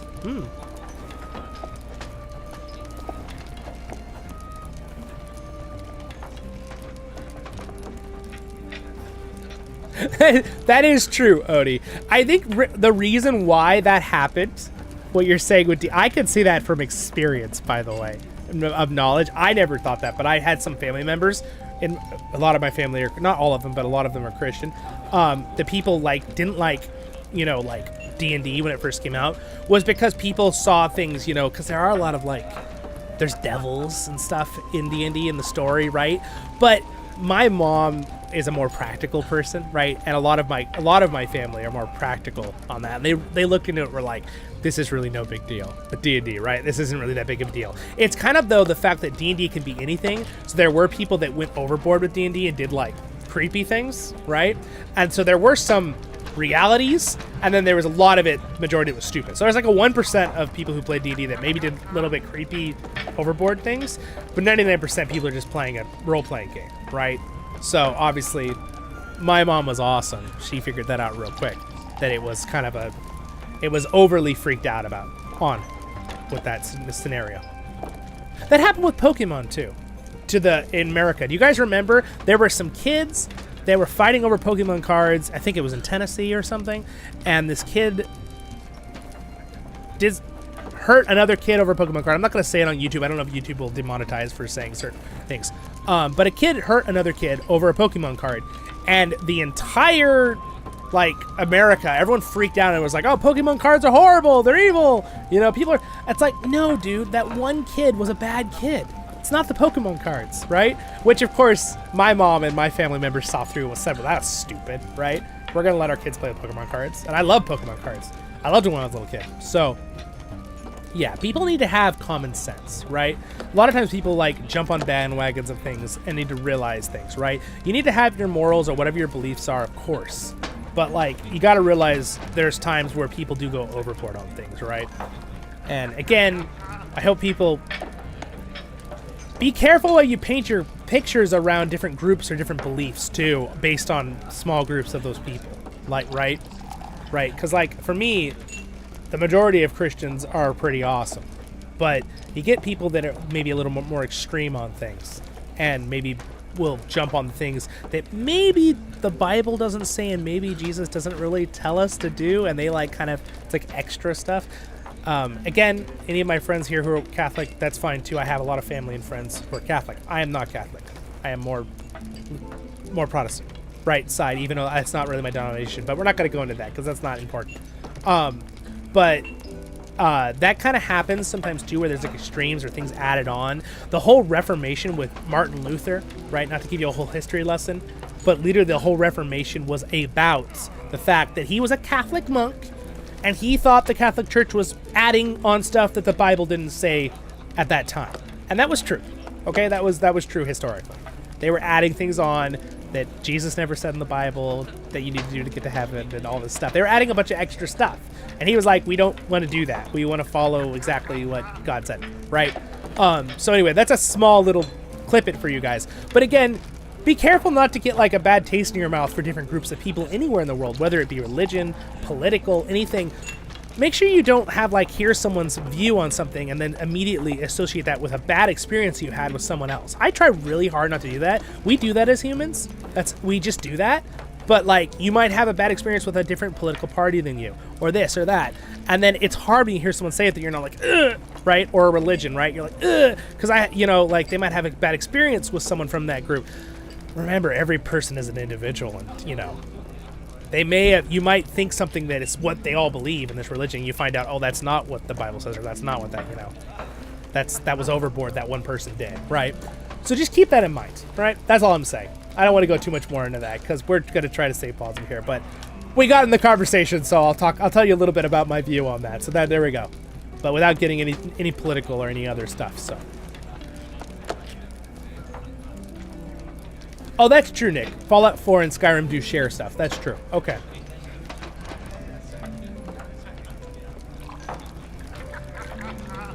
That's pretty good. I like that, Rafael. As an adult, I realized that true evil is more often veiled in good intentions, not D&D campaigns. That is true. It is sad, and I think Tolkien makes a comment of that in his stories, right? There's a lot of times where, oh, well, we want to do this, and then you end up hurting people, right? Even political things, right? Oh, we want to try to save this and do all this, and they don't realize because of their choices and their pushing of that thing, they're actually hurting all these innocent people, right? And their livelihoods or something in another area, right? That happens, right? Maybe it's a good intention in their mind, maybe not other people's mind, but in their mind, but then they're, hurting people, right? And they don't even realize it. You got to think about these things, right? In life, got to think about these things.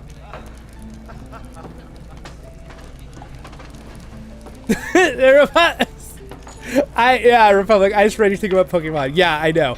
My family, my mom was pretty. She studied it and immediately found out that was not the case, right? Because she heard people saying things like that. She's like, "That's not the case with Pokemon cards," right? My mom is a very awesome, I would say, godly woman is the word I would say. Awesome, high respect for her. But she is very practical, down to earth, and will study things thoroughly to make sure her viewpoints are correct on stuff, right? And to make sure she's not just lumping people or lumping groups in that, Again, probably where I learned it, obviously. I like to try to be very fair-minded on every individual I talk to and everyone's opinions. instead of trying to hear one thing they believe and then lumping them into a group of my experience with other people. So.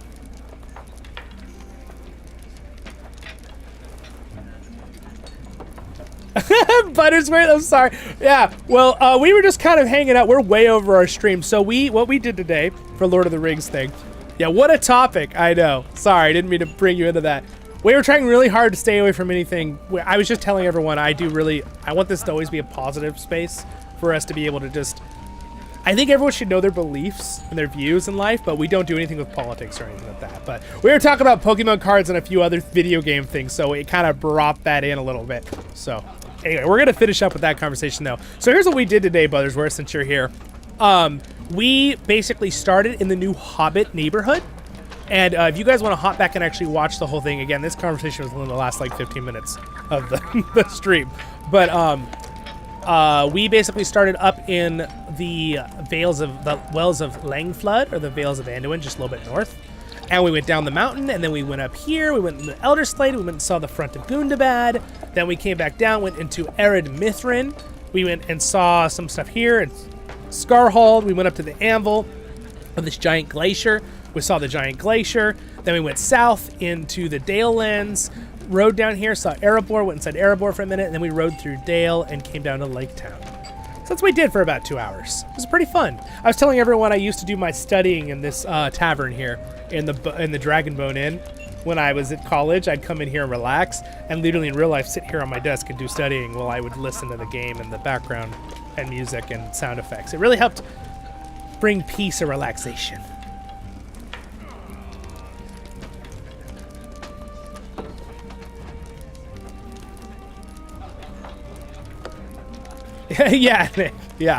Yes. And again, there are some people that might not be in certain groups, right, Nick? But yes, overall, usually morally, those groups, like, you could probably say 90% of them are going to be nice people and have good viewpoints.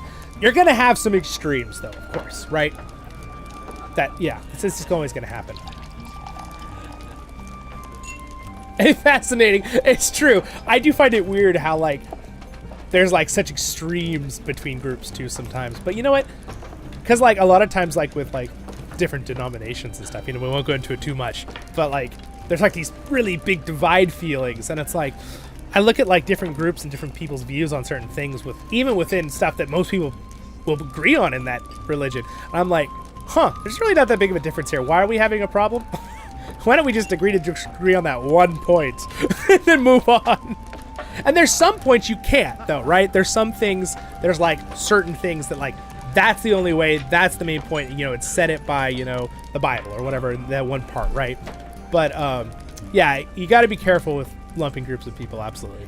Baruch Kazad, Bomber's here. Dude, I love your name. How did you get that name on YouTube? How did you just get the name Bomber? Can you just pick any name on YouTube? Is that how it works? Because there's, like, a hashtag, right? Different? D&D alignment is true neutral. It's so funny, dude. Whenever I play D&D campaigns with my cousins or my friends, I'm always, like, a paladin, and I'm always more on, like, neutral good or lawful good. I don't know. It's really hard for me to not play that way, even in a fantasy game. Like, I can't just, like, murder people, right? Even if it's fake in a world, I just can't do it. It bothers me, right? I don't like it. It's like, it's me, right? It's just like, no. If I'm role-playing myself, I wouldn't do that. Now, if I'm really trying to role-play and not myself and just a character I made up, maybe. But even then, I'd rather never do that.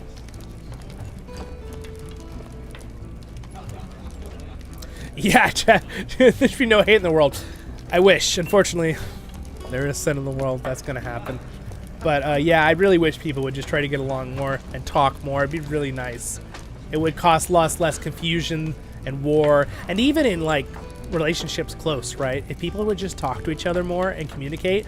But I've learned now that I'm older that not everyone has the same level of, and this is not saying anyone's dumb, but not everyone has the same level and type of communication. People have different personalities, have different experiences. They communicate differently, which also makes it harder, right, to communicate. I'm someone who really likes to communicate. Why I'm a YouTuber. I like to talk. I like to communicate. I can really relate to other people. It's just my personality type. I really like to learn what other people think. Even if I completely disagree with their viewpoint, I will still like to listen and see what they think, right? Other people would hear someone that completely disagrees with them, and they would just be like, I don't want to talk to you ever again. Right? Like, that's just, yeah, it's rough. That's just how it goes. Things are hard sometimes. But you know what? There's a lot more positive in the world than negative in my view. So, and overall, I think people are a lot more nicer in the world, like the vast majority, than some people would make it out to be.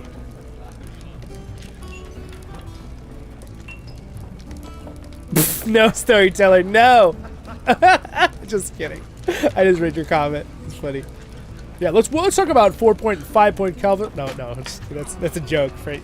Anyway, I'm sure some of you get that joke. What is your favorite food? Ooh, Bomber asks what our favorite food is.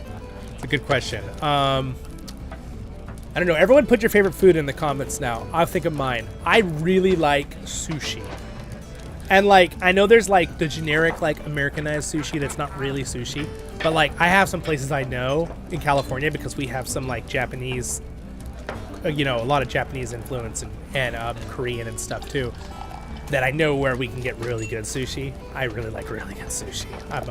I like fish, though that might be my Scottish background. We have they eat a lot of fish in Scotland in the past. I don't know. I have a lot of different backgrounds, but that's one of them. My Highlander background. Aye. It's one of my bucket lists. I want to see New Zealand. I want to go see New Zealand and see the Lord of the Rings set areas. I want to go to UK, United Kingdom, or Britannia, as it used to call it. I'd love to see England, Ireland, Wales, Scotland, all that area. I'd love to see other parts of Europe too. But the big ones is that, like kind of Scotland area and New Zealand. And I'd love to see Japan. That's always been one of my, you know, when I was in high school, I really liked a lot of different animes, and that really got me liking their culture. And then, of course, sushi. So, lobster? Oh, dude, I do like lobster. I actually don't drink alcohol. I don't care if anyone else drinks alcohol. It's just my thing. But, I still joke about it. My character in game drinks alcohol all the time. I'm someone, I don't smoke and I don't drink. That's just kind of my thing. Yeah. Had a few experiences in life in the past with some family members that kind of made me didn't like it very much. But if my friends drink at dinner when we go to dinner, like, I don't care. That doesn't bother me. I just don't personally drink. Kind of my own conviction. Though I love different kinds of like Martinelli's, right? And fruit juices. Oh my gosh. And teas. I love tea. I tell you that, guys, all the time. I'm a big tea fan. Not really a huge coffee fan, even though I'm not against coffee. I think it smells delicious, and I do like the taste sometimes. But sometimes it roughs my tummy up a little too much for me. I have troubles with the coffee's oils, so my stomach's like, I don't like that very much. I also usually don't need the energy from coffee. Who would have guessed Zollin has energy? Not that I don't get tired, but you get my point. Man, I just started, by the way, speaking of food, I just started going on like kind of like my health food eating again diet, because I've really been eating just not very good the last couple weeks because I've been so busy, just been eating whatever I want whenever. And boy, the last 2 days I started eating healthier again. Oh my gosh, I have been feeling so much better. It's crazy how when you have a good diet, you drink a lot of water, eat your vitamins, eat food every 3 hours, eat meat and vegetables. Man, suddenly you start feeling so much healthier if you cut out a bunch of your sugars and carbs. It's crazy. If you're ever feeling tired and exhausted all the time, you might want to try that. It's a good little trick. I actually have a video on that on my LOTRO Life playlist. If you want to hear about a health program too, that I used. Pretty good. It's the only one that's ever worked really for me that I thought was made by a doctor too. It's called Optavia. Again, a little more pricey sometimes when you buy their food, but if you use their program, just the way they do stuff, eat every 3 hours, get good sleep, drink lots of water, eat meat and vegetables, do your, lots less sugars and carbs and all that stuff, and have your vitamins, you will start feeling so much more energetic after only like 3 or 4 days once you get past the sugar withdrawals. Because yes, sugar gets addictive to us and we don't even realize. Chinese? You like Chinese food? Okay. I do like Chinese food. I have a really great Chinese place. They're actually from Taiwan, but their food's like Chinese food, even though I know Taiwanese like to be called Taiwanese. So, depends on the person you meet, but I have a lot of friends that have told me information about that. But we have this great place we have by us, the Chinese restaurant. I've been going there since I was like 4 years old, so they've known me for years. And they're like family friends, but their food is so good. It's good every single time. I've probably been there over 200 times in my life. Cause we probably go there once every month at least. If maybe more, I don't know. Yeah, Nick, we probably have a similar situation on that. Favorite anime? Off the top of my head, one of the classics that I really liked is Rurouni Kenshin. They're remaking it right now. I haven't watched it yet. We'll see how I like that when I rewatch it. But I really like the original. That I am. Rurouni Kenshin. He's such a great character, and it's kind of based off a little bit of real history, and the rest is made up. I really like Sword Art Online. I know that's cliche. Some people are like, but I really like the Sword Art Online, especially the first season. I just caught an essence of something I really enjoyed. I watched Naruto. I watched Fairy Tail. They're good. I don't know if they're my favorites, but they're obviously nostalgic. They're still fun. Watched a little bit of One Piece. Not a ton, but a little bit. That's why I really like the new live action. I thought it was really well done with nothing added. There's a bunch. I've watched. I do kind of like those whole, I forget what the term is, but when they're like put into another world. What's it called? I like a lot of those. I definitely like animes that like have I watched one where it's called a realist rebuilds a kingdom, and that one's pretty good. It's pretty good. It's a more newer one. It's very interesting. I really liked it. And yes, I watch English dubbed and Japanese versions, so I don't mind either. Though I definitely sometimes like to watch. I don't always like to read. Sometimes I like to watch it in English, especially some of the English voice actors are really good. But the Japanese ones are so good too, so it depends on what I feel like. Never miss second breakfast. I know, man. I haven't had my second breakfast yet. I'm ready to eat.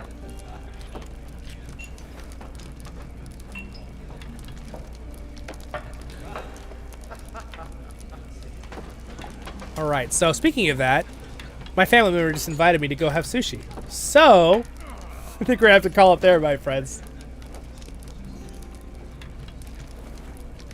Spice and Wolf, that's a good one. I saw that one. I remember that.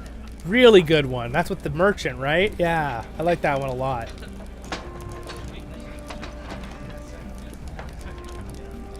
Eat your calories. Yeah, I like that. I like that, Buttersworth.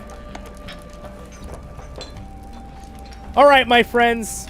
You have a great and wonderful day in Middle-earth. We ended up turning in the last 30 minutes of this stream into a fun little get to know things and some of my opinions on yummy foods and animes and a couple other things. So, yep. I will see you guys. Have a good one. I got a quick little shout out and thank you to my Patreons and my wonderful Royal Guard who wants to be anonymous. I don't shout him out every time, but I mean, what a blessing to have these people supporting me that way. And you guys being here, liking and subscribing. Don't forget to like the video, leave a comment later, subscribe if this is a video later. Up there. Thanks for being here, guys. And we'll continue having lots more fun stuff. My site will be out soon. Stay tuned. I'll have that video come out this week. Maybe tomorrow. We'll see.